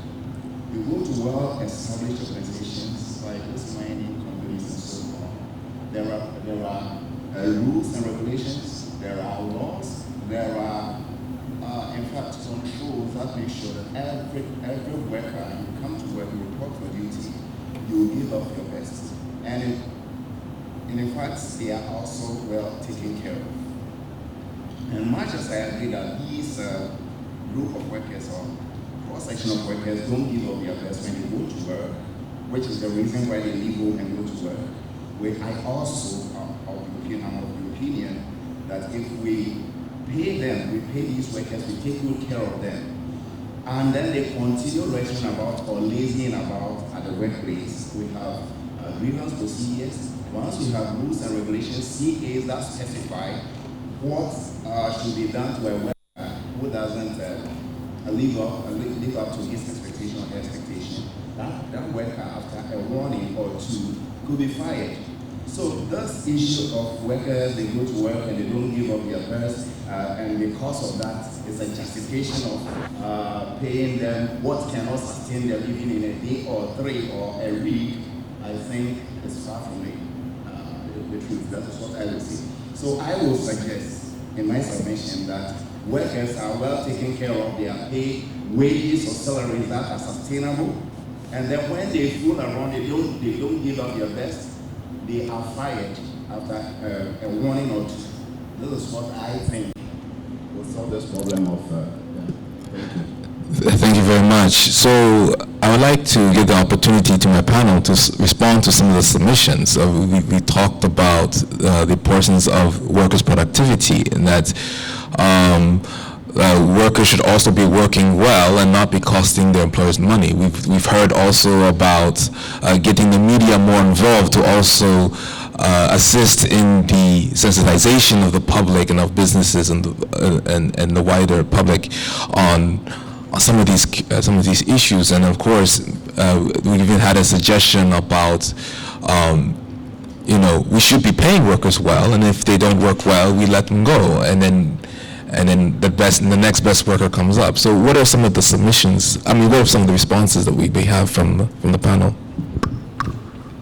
Okay, so I agree. So Kufo said it a long time ago that the workers appear to be working, and the government also appears to be paying them.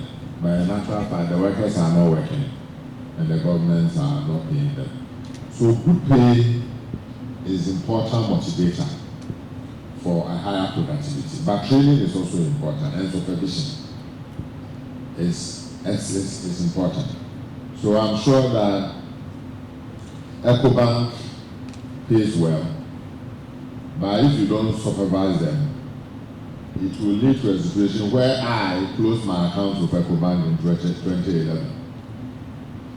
You mentioned you closed your account there. I closed my account. I didn't close, but I was faced. I closed my account with EcoBank in 2011. Later I will tell the story to madam. In fact, my office was just opposite the EcoBank head office, the other one. Yeah, and I closed my account. I took all my money and put them in my house. The point is that those people that caused that, I'm not sure they were so badly paid. I'm not. So supervision is important. Training is also important. In this country, employers are not training their workers. there's an assumption that some work everybody can do. So you go to a typical restaurant, you ask for Coke. They don't have Coke and they bring you Pepsi. At least they could even come to you and explain to you and give you options. Okay.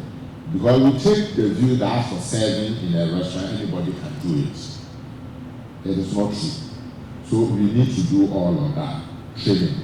The fact is that employers are not training people in this country. And we do a lot of training. And if I do this productivity question, employers mention productivity only when we are at the bargaining table.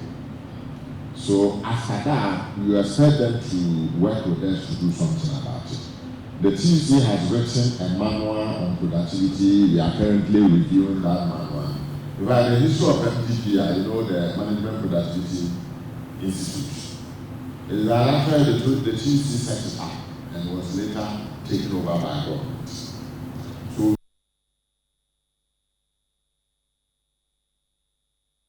when we are at the bargaining table. Okay. So then the whole question, a chicken and egg situation, there's a low wage. Which one should come first?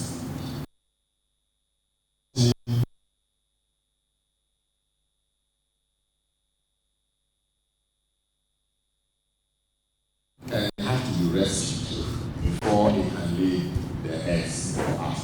Thank you. All right. Any more? Yes. Go ahead. Any more questions? The chicken is very mono. Oh, sorry. Do we have any other responses? No, I just wanted to go back to the chicken and egg scenario. And in East Africa, we have a lot of wildlife. We have this analogy that early in the morning, before sunrise, the elephant wakes up. If it doesn't work, it will die. And the only way it can live to see the day is by killing a zebra or an antelope. At the same time, the antelope has to wake up very early as well, or the zebra for that matter. Because if it wakes up late, it will be mincemeat for the lion.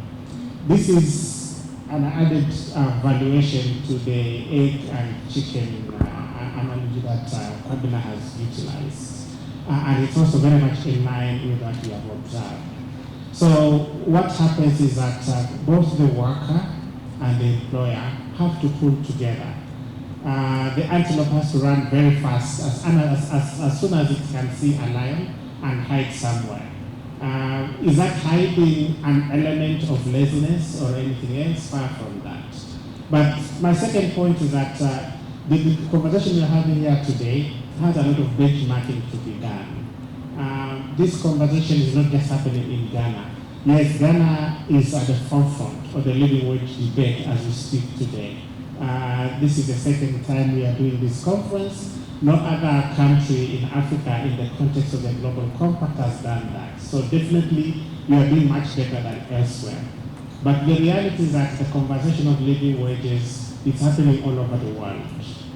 We have attended such conferences in Europe, particularly in France, in Belgium, in South Korea. And the conversation there is how do we improve on what we are doing right now. So it's not about suppression of workers' rights or lack of conversation at the collective bargaining table. They are talking it at a higher level.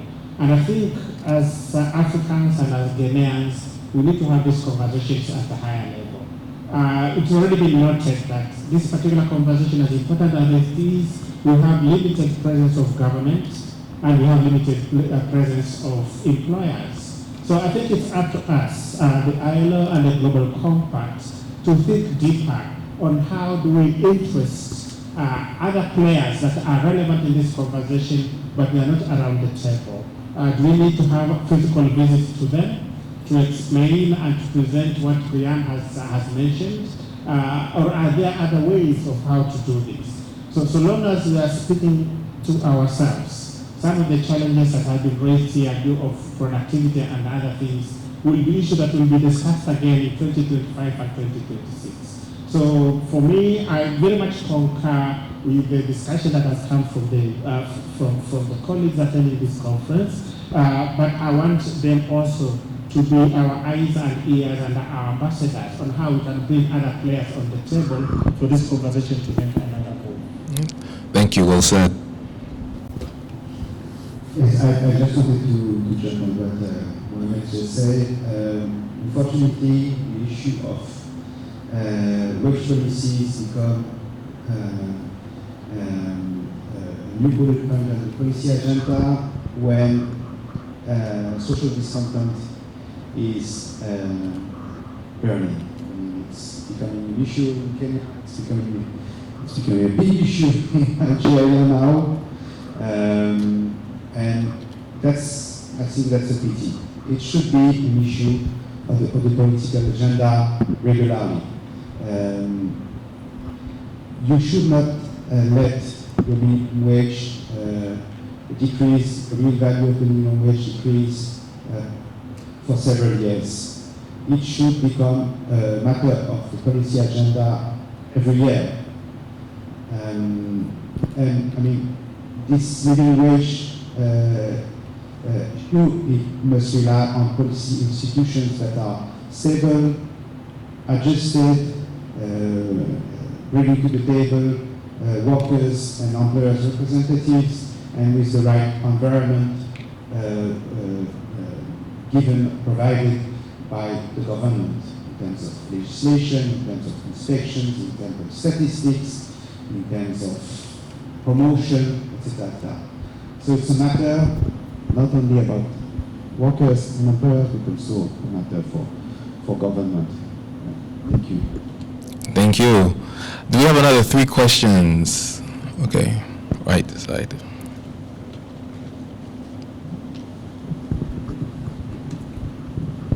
Thank you. Yeah, Alan Stevens from Institution of Occupational Safety and Health. I'm very sensitive that I'm a guest in this beautiful country, but I've been coming here since I've been 10 years old, and my heart always stays in when I leave, so forgive me as a non-Ghanaian to make some observations, if I may. The first thing is about the collective voice. What we see, we've heard today, is if we have 80% of the workforce in the informal economy fragmented into gig paid for by the activity, paid for by the product, how can we use the voice of the collective that we'd have in a more formal workspace to drive better working standards, to drive better decent pay? And I think what we referred to just then about the conflicts and the protests we're seeing in Kenya, for example, where all of the youth are now in the gig economy, the micro business. If they can't protest through the work in a collective way, of course they're going to find a different mechanism to protest on, and it's social media and so forth. So how do we galvanise in Ghana a collective pressure from the worker when they're not in a collective most of the time? The second question is, Ghana has the most wonderful produce, whether it's the miracle product that's shea butter or whether it's the beautiful fabrics people are working to that. There are enormously affluent supply chains and value chains in Ghana. The challenge is the value, the commercial value in those value chains doesn't stick to the workers that are further down in the supply chain. The international buyers focus on their tier 1 producers, as do many of the actors that are working, international actors. But if you go like we do, up to Tamale, and then keep going right to the end of the Upper East, almost into where Ghana runs out, you see that these people are not protected, and the beautiful women up there that make the shea butter and the cloths, they make product that is sold for 1,000 times what they get for it. Okay? So we've moved one of the groups, the shea butter groups, into the formal economy, creating a cooperative.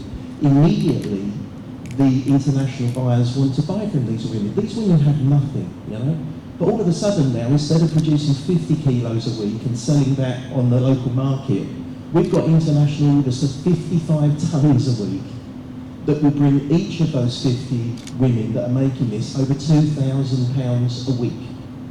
Moving from $5 to $2,000 just because they're moving into the formal economy. So the money is here in Ghana. I would challenge respectfully.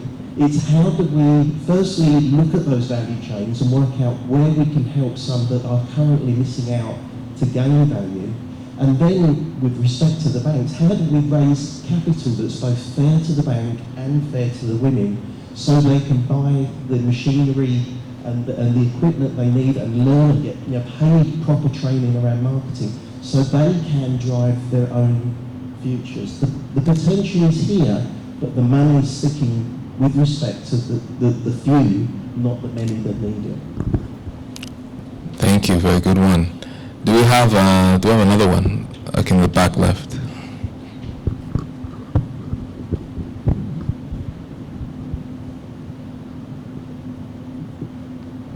Hello, my name is Steven. I'm from Pen Plus Bytes, Ghana. My own question is, throughout the conversation, I've realized that we are only focusing on the income, the pay, but not also talking about the condition of work, the environment. I think we'd have to consider the kind of employees that are coming up right now. Gone were the days our fathers were working to put food on the table. So irrespective of wherever the person is placed, even if it is under a tree or even a classroom, so far as the person is earning something, he or she would be happy to go and work. But the new generation coming up, the Gen Z generation, they are working to just improve their standard of living. They are working to have access to the things they crave for.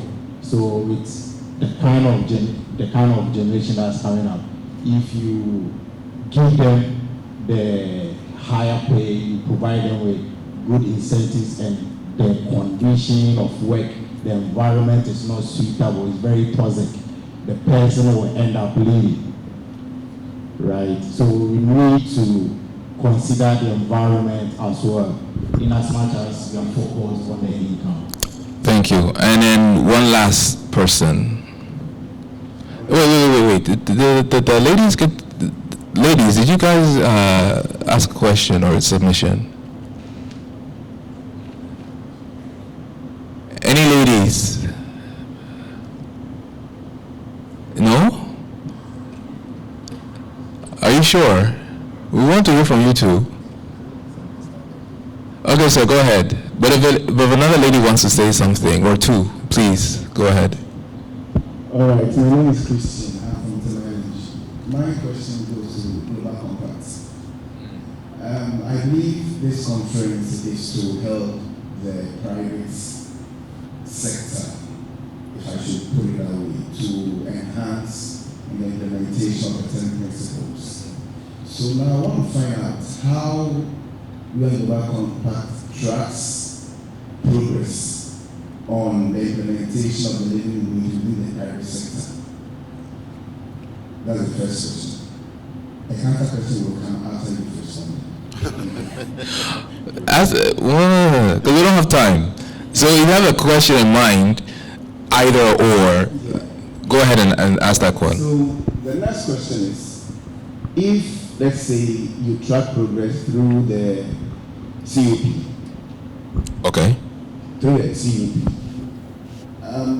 Is there a review and a feedback section where the employer gets the review of the COP they submitted? If there is, then fine. But if there is no feedback to the employer, how do you track progress to know, or how does the employer know that, okay, I've short fell on this area, I need to improve in this area? How do you assess that? Thank you. Wonderful. So we had some very interesting.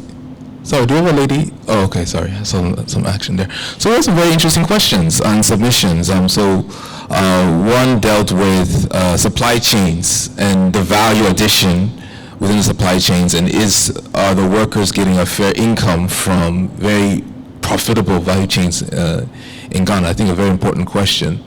The other one was on, who was the other one who talked? Yes, working environments, which is also part of a living wage. When you're talking about living standards as well, he said that Gen Z is working to improve living standards, and to be able to accomplish that, you would of course need a living wage. And then our friend from Tema LNG, his questions also on how do we track living wage in Ghana through the UN Global Compact resources? He mentioned specifically the COP. So I think for the Global Compact question, I'll let Mr. Mohammed answer that question, and then the panelists can answer the other questions that were also submitted here. The question on the Global Compact will be answered in a subsequent presentation that Rhoda will be able to undertake. Basically, to talk about the Forward Faster Living Wage Initiative. So I'd rather propose that we wait for that comprehensive presentation on what the initiative is all about and the tracking issues. They're all covered. There's been a very careful consideration of this particular issue. The Generation Z's approach into working conditions and work overall, I think, has been a subject of research in recent years. Many researchers thought that the Gen Z's approach to work is substantially different from how work has been conducted before. And the future of work dialogue has been, do they fit in the current state of the world of work? Do they have the skills? The answer is yes. They are well trained, they are well educated. Do they fit into the framework of issues? The answer is no. And I think Kenya has been mentioned here. And as older people, we've come to agree with the Generation Z that it is time to reset the world of work and the world of politics and governance as well. The Kenyan situation, as much as we've talked about it, is quite dynamic. Today is the 8th of August, the 8th day of the 8th month of the year. There's a major initiative in this particular issue. But the word here is reset, and the world is not moving at the right level. And I think the reset coming from the minimum wage conversation to the living wage conversation fits us very well, and also in the context of the modern future of work, Gen Z issues, as I said. But what you can get from me is that a lot is changing, and not all of us may have the answers all the time. What we need is to have our eyes wide open and be able to adjust with the prevailing situation. So very relevant questions. Some of them may not have direct answers, but we need to work together. We need to identify these answers together. We may be unfortunate sitting the four of us here and thinking that we have the answers, but the reality is that we don't have it. So we are proposing a continuous understanding of these issues and offering of responses, not just from the experts, but also from all of us, and see how far we can go about this. All right, thank you. We are out of time, so I'm going to give each person on the panel to give last 30 seconds on what they think we need to do to promote a living wage in Ghana, move the conversation forward, and of course, within those 30 seconds, they can maybe use 10 or 15 to answer some of the questions over here. But we're only doing this because we are running out of time. So first, I'll let Mr. Kwabena go ahead first. Thank you. The working conditions question is an important one. Sometimes you get to a certain environment and you wonder whether people working there can be productive. You wonder. So it's very important. You go to the ministry. One of the things I hate about the ministry, the offices can be very nice. Just request to go to the washrooms. And the stench you come out with is so it's important that we do that. The value chain question is also a development question. So in this world, the confectionery industry based on cocoa is over $200 billion. The two countries that produce 70% of cocoa, Ghana and Cote d'Ivoire, earns $15 billion out of the $200 billion, because we are not adding value to it. There's one reason why we have maintained a single minimum wage in this country, compared to multiple minimum wages. And the reason is enforcement. Even that single minimum wage, the 14 Ghana cedis, there are a lot of people who are paying below that one, and we are not able to enforce. My last point is to move this discussion forward. We should also endeavor to democratize our workplaces. So we should allow unions to form, that we can have a conversation. The conversation will lead to a situation where unions will understand, the workers will understand the situation of the company. and know that even if they are not receiving what they want, it's because the environment is challenging. There are just so many workplaces where it becomes a crime to attempt to form a union. One of those workplaces is Tepobank. Thank you. All right, thank you. Mr. Mohammed, 30 seconds, please. Okay, you don't want to say anything? Okay, now for me, I just want to say that a lot of work needs to be done, and it can only be done if we work together. So this is an ongoing process, and I think there are many of the issues that will have to come out of this workshop. And to me, this conference should not just be a one-off issue. It should be able to drive us to higher levels of success together. Okay, Mr. Delort? Thank you. Just on the issue of value chains, I was in Côte d'Ivoire in the last 2 days, and we made, as part of this project, the Commission regulating the cocoa sector. And if there are only one message is, the most important thing is to work with the buyers themselves, because it's the buyer who are not paying the fair price for the cocoa Ivorian are producing.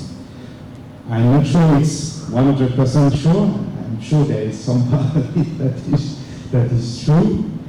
But you see, there's a need to also involve those multinationals, those buyers, to make sure that they have responsible buying conducts, buying practices, to make sure that producers on the ground are able to pay their workers fairly. Second, also in perspective of value chains, you need to consider also ways to increase the value added of your production. Find a way to industrialize it, adding value like manufacturing. It would help to increase the wages in the future and allow to pay living wages. And the way forward on living wages in Ghana, I would say, if there was a commitment, a tripartite commitment tomorrow between workers, employers, and government to work towards living wages in the country, I'm sure the ILO will respond very positively to this commitment and will try to look for resources to assist our constituents in this work. So I really look forward to this tripartite commitment. Wonderful, wonderful. Thank you, thank you. Please give a round of applause for my panel. We have Dr. Kwabena Nyarko Oto, who's the Director of Labor Research and Policy Institute at the Trade Union Congress here in Ghana. And then we have Mr. Guillaume Delarte, who is the ILO Technical Specialist on Wages at the ILO office in Cairo. And then Mr. Mohammed Zengu, who is the Africa Labor Consultant at the UNGPO Compact here in Ghana. Thank you so very much for your time. I'll invite my panelists to come forward a little bit so we'll take our pictures, and after that we'll hand over to the moderator for this session. Thank you again. Put our hands together for them one more time. Thank you.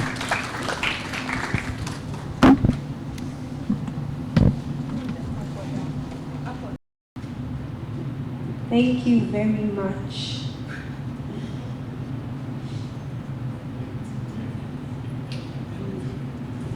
So we've come to our last session, a very succinct presentation on the Forward Faster Living Wage target. So we invite the Participants Engagement and Outreach Manager of the UN Global Compact Network Ghana, Ms. Vina Popo-Ajema, to take us through the presentation.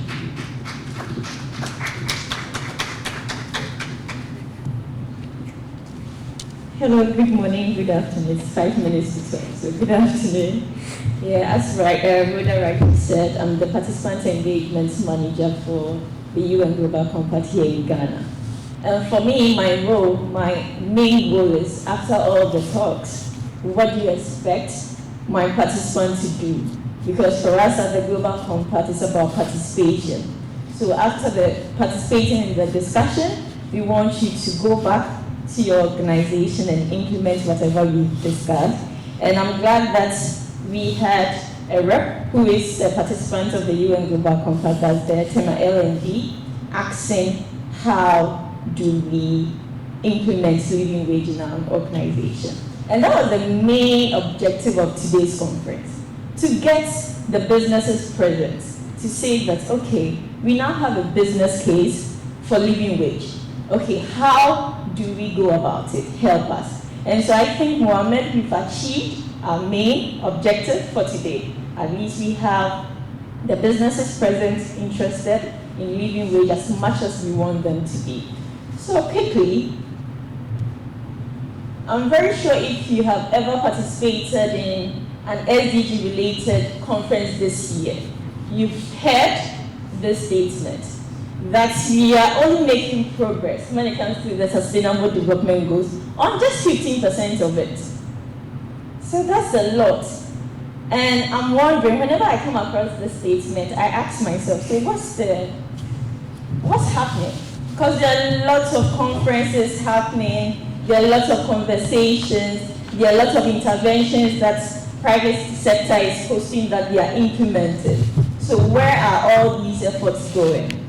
Okay, if with all these efforts, we are still on track on only 15%, what can be done to help us scale our efforts? And for us at the UN Global Compact, our main objective is to work with private sector to help them drive their impact, to accelerate and scale their contribution to global impact.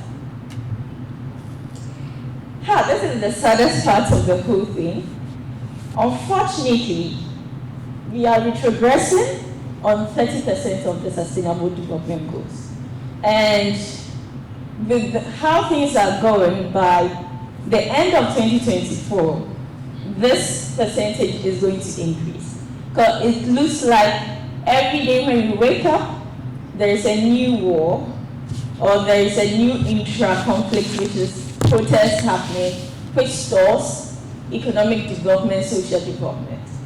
So what can we do? We at the Global Compact is asking the question, should we keep on delivering speeches?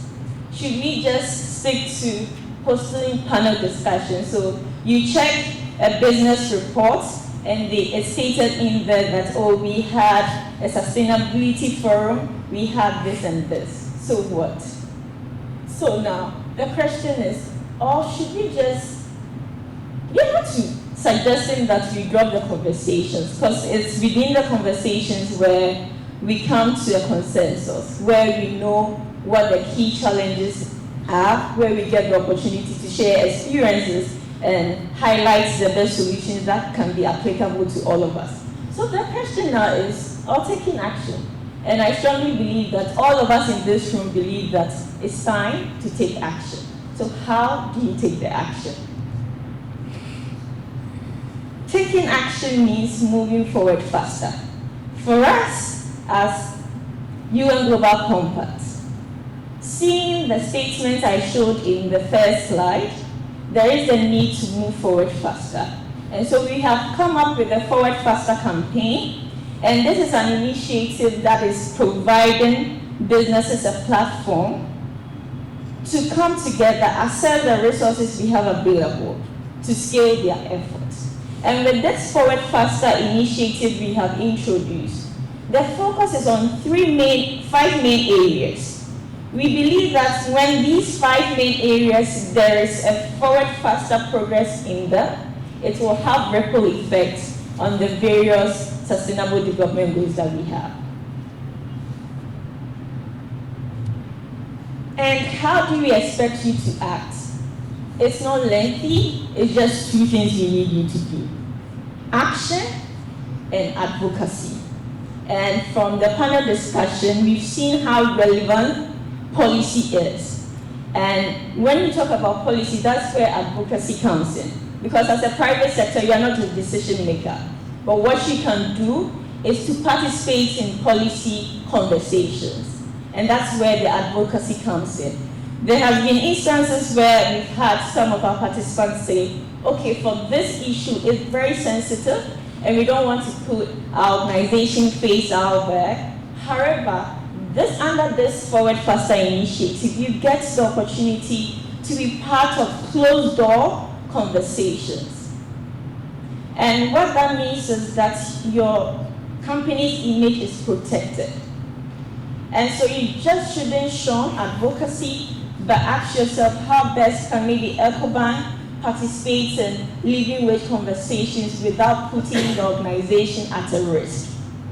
And that opportunity is provided under the Forward Faster initiative. So for the 5 focus areas that I mentioned, we have gender equality, we have climate action, we have living wage, we have water resilience, and the final one is the finance and investment.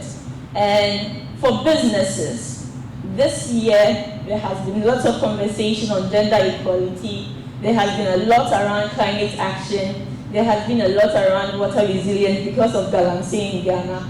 Water issue is very key to businesses because they are able to sort of easily say, okay, this is bad, and there are whole talks, so they are able to walk along that conversation easily. But unfortunately, there isn't much being done on living wage.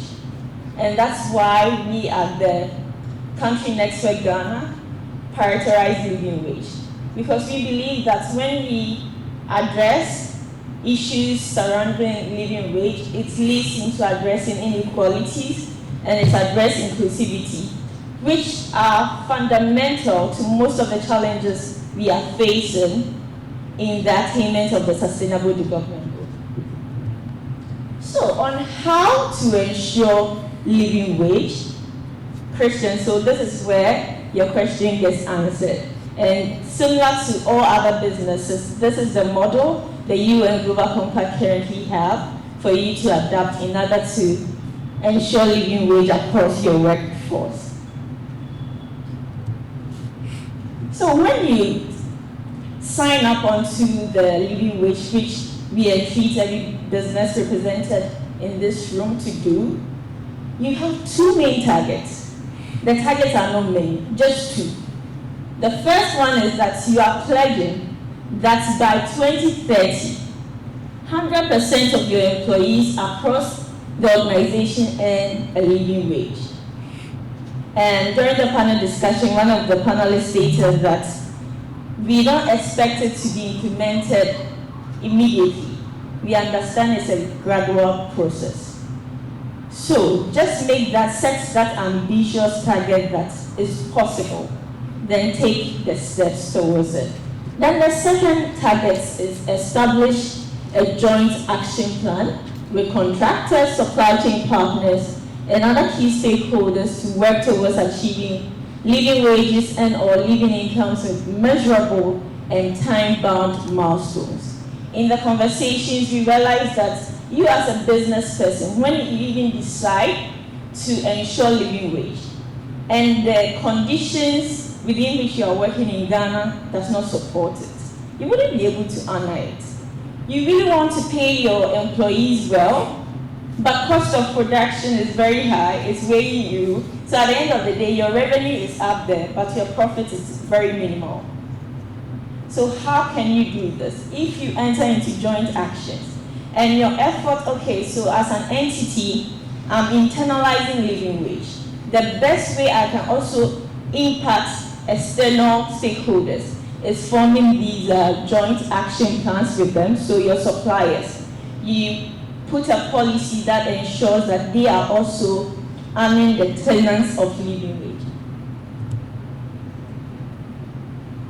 The first presentation we had, the speaker made mention of the fact that there are lots of controversy even around the definition of the terms. For us at the UN Global Compact, we understand this. So imagine that you want to commit to something and you Google and it's giving you thousands of definitions. Which one should you stick to? So for us, we define all the key terms for you. So when you take target 1, we define key terms which the next slides will show us. So the aim is to help you understand, because it's when you understand, that's when you'll be able to make the right assessment. And once the assessment is done, you tackle wage setting and wage payment. I'm wondering, you're thinking, okay, what's all this about and how do I even do it?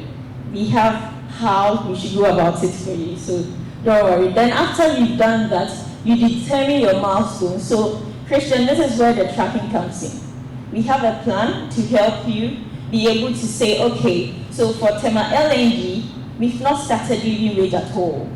It's from this month that we are going to commit to it. So this month, we don't even have any data on it. So this is where we are.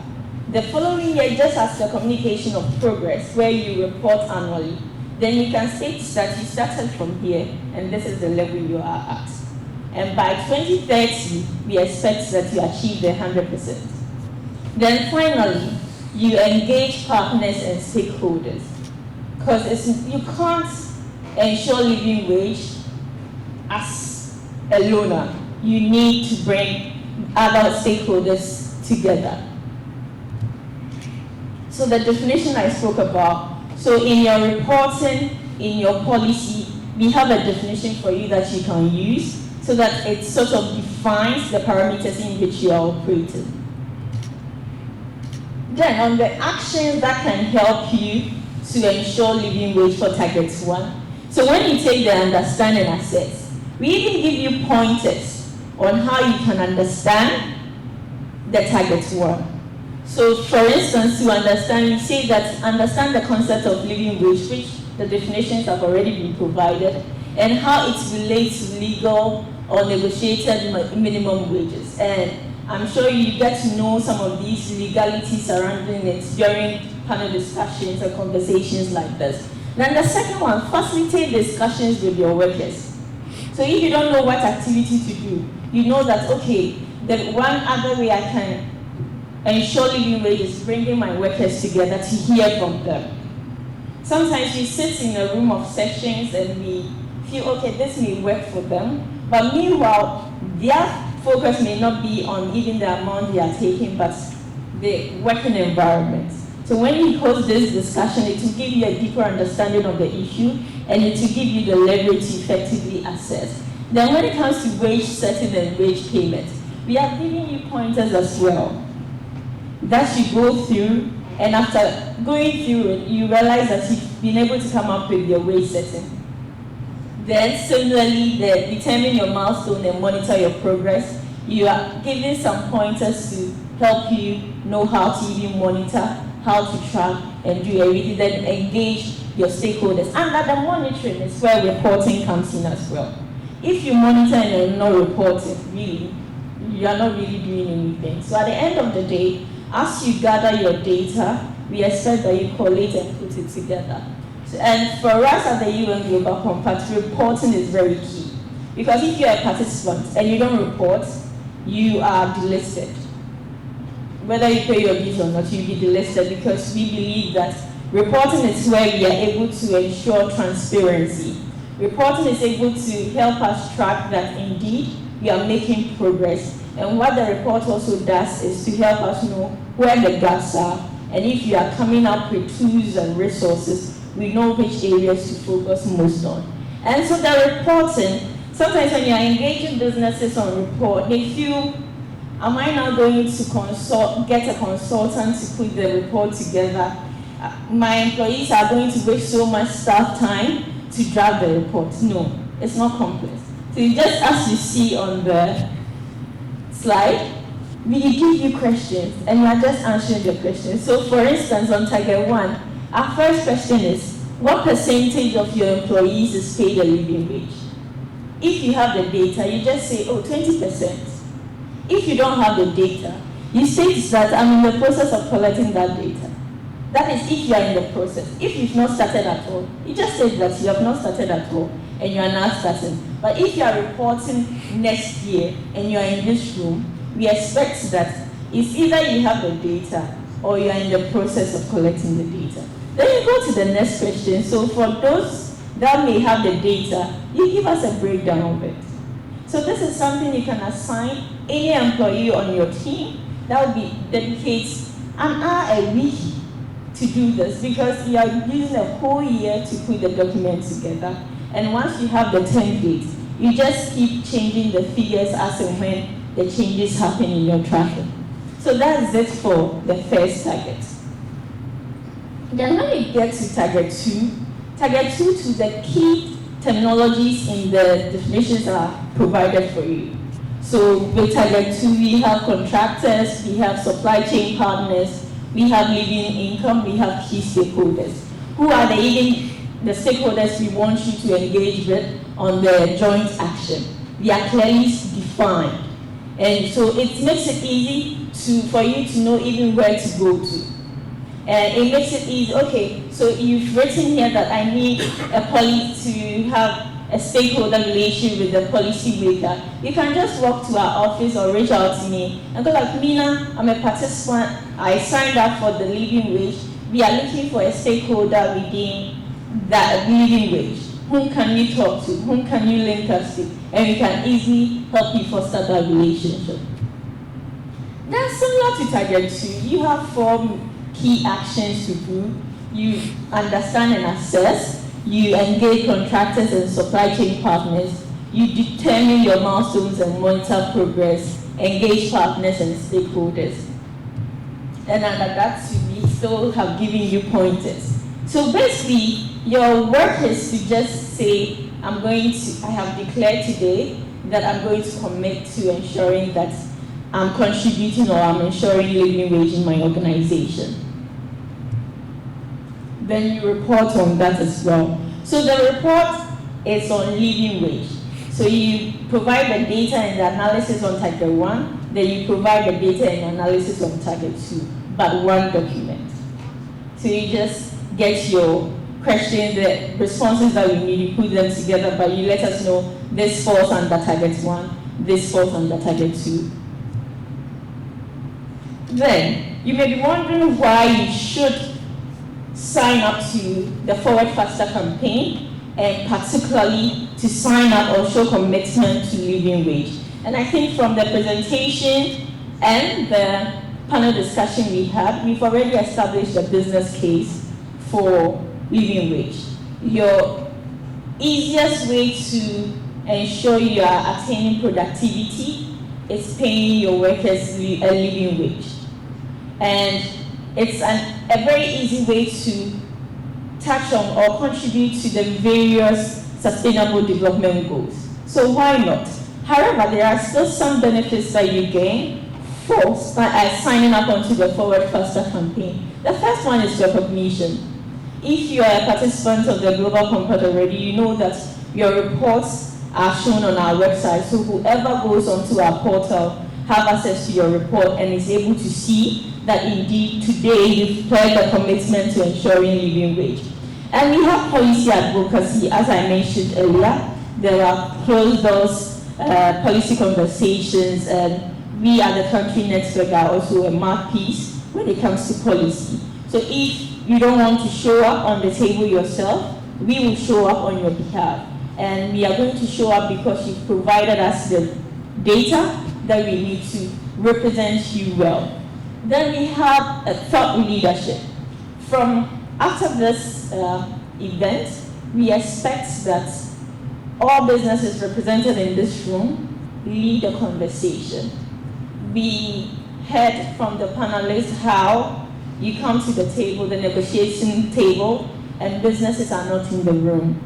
We invited all our participants, but a number of them didn't show up today. But if you don't show up and you don't tell us the challenges you are facing in ensuring living wage, we wouldn't know, and we wouldn't be able to effectively advocate on your behalf. So what signing up to this Forward Faster campaign does for you is that you have access to these rooms, and not only that, you become a thought leader in the space. So imagine that after this, next year, 2025, we are having a living wage conference, and a company like EcoBank and Tema LNG is showing a business case of how they started their living wage journey and where they are now and where they are going. This is amazing, and you get to represent it well wherever you go, and you are acknowledged as a thought leader when it comes to living wage ensuring. Then finally, global forums and convenings.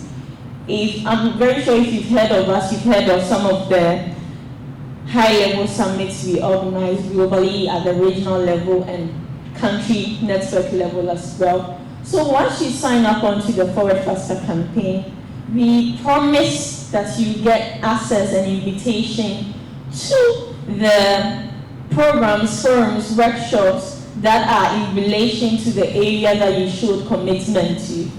And some of these programs, you may think, oh, they are just public events you can just go into. Most of these programs are high level and strictly by invitation. And imagine getting a room where there is AU representation, there is UN representation, there is government representation. You are able to carry your issues to the right people who can make a decision on it. Now, how do you join the Forward Faster campaign? How do you sign up on the living wage targets? It's as simple as possible. So you just go onto our website, forwardfaster.unglobalcompact.org, or when you just even go to our UN Global Compact, this is a major campaign, so it will just pop up and just click on it and it will take you to the portal. And when you go, you just log in like the typical login you would do when you are signing up for anything. Then you select living wage. When you select living wage, you make sure you select the two targets I spoke about. The targets, one being the 100% of your employees across the workforce, you earning a living wage, and the second one being establishing a joint plan with your stakeholders. So it's that simple, and fortunately, we also have a guide. So if you even forget what I have said through this presentation, when you go onto our Forward Faster website, you have a guide in the working languages of the UN, so Arabic, English, French. You just click on the guide for living wage, and it will give you everything you need to help you ensure living wage in your company. So can we promise me that you're going to make sure that your company commits to living wage? Which company can say that today I'm pledging that we are going to ensure living wage? We are going to start the process. Please let me see you by hand so that I know how to follow up. I know some of you are thinking this is not a decision you take. However, we want advocates, or you are going to say, I'm going to be an ambassador for living wage in my organization. Okay, we have one here. Two. Oh, please let's clap for them. Christian, I don't know how to talk to you. Didn't raise Okay, all right. So we have three. So we will follow up with you to see how best we can help you sell the living wage idea to management. Thank you. Thank you so much. You can also see us after the event if you would like us to put down your details and then follow up with you on signing up to the Forward Faster initiative. And we'll call on Tolu Lakra, the Executive Director of the UN Global Compact, to give us a closing remark.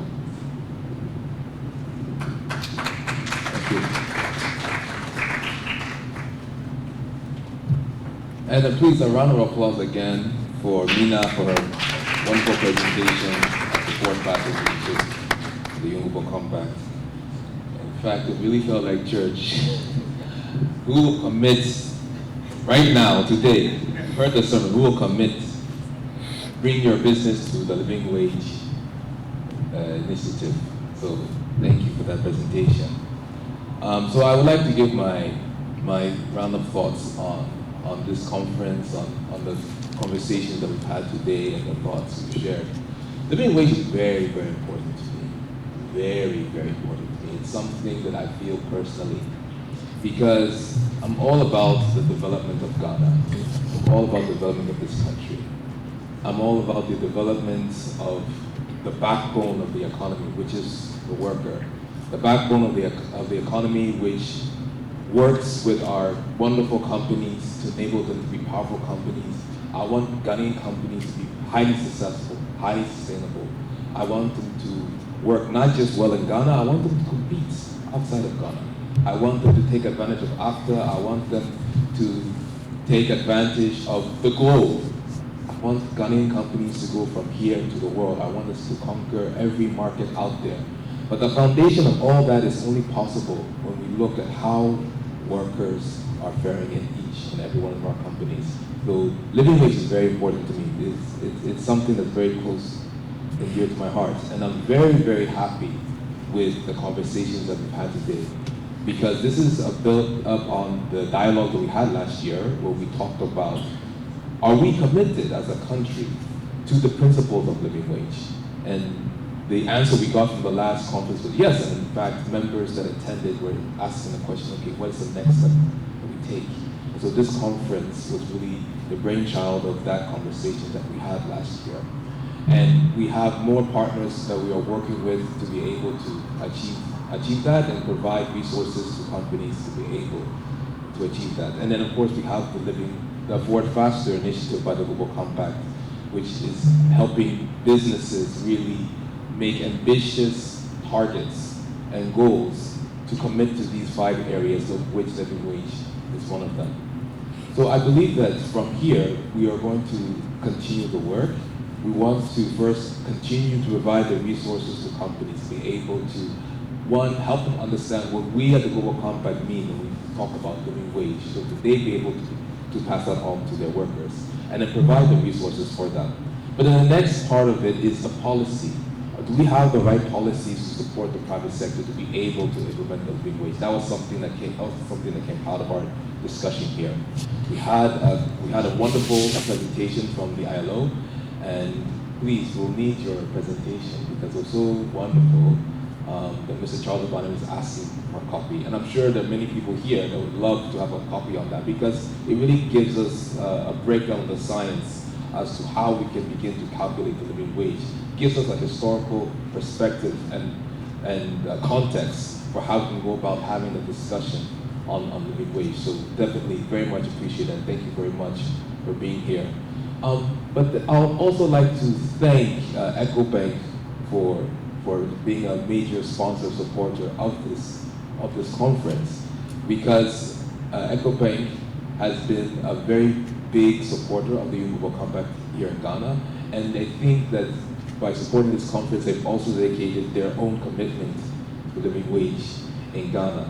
So whatever may have happened in the past, because apparently there were some complaints, they are very much committed, and they've been very much active in the work that we do, and we're very grateful to them. We're very happy with all of those who sponsored and contributed to make this event a success, and we'll continue working with our peer groups in the future. And finally, thank you all for participating and for coming here very early morning on this, what's the day, Thursday? Yeah, yes, on this Thursday morning, to come and be part of this very, very important discussion on living wage. I believe that you are all very much interested as much as I am on this very important topic. And together we can all become ambassadors for living wage, and let's take the message from here and let's continue to build upon what we discussed today. So thank you very much for your attention. My name is Tulukwe Kulakwa. I am the Executive Director of the UN Global Compact in Ghana, and I have a wonderful team that has been working very hard to put this together, and we love to talk more with you, discuss more about you, how we can make living wage a true reality in Ghana. Thank you very much. Thank you so much. So a special appreciation to William for joining us from Cairo, to Mohammed for joining us from Kenya. It's good to see you, Alan. We heard about this last minute and you joined us. And I would also like to reiterate total thanks to EcoBank Ghana PLC for your support and partnership in making this conference a reality. It's truly appreciated. Thank you to the Ghana Chamber of Mines for your support and your partnership as well. We'd like to thank the TUC, the ILO, the Fair Wages. They couldn't join us, but well. So thank you so much for coming. Can we have a good photo here? Just to bring everything to a close.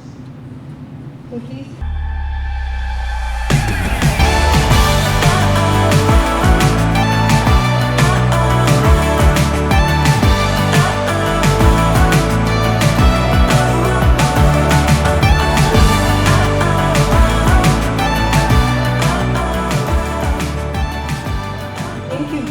My name is Rhoda Boateng and I've been your MC for today.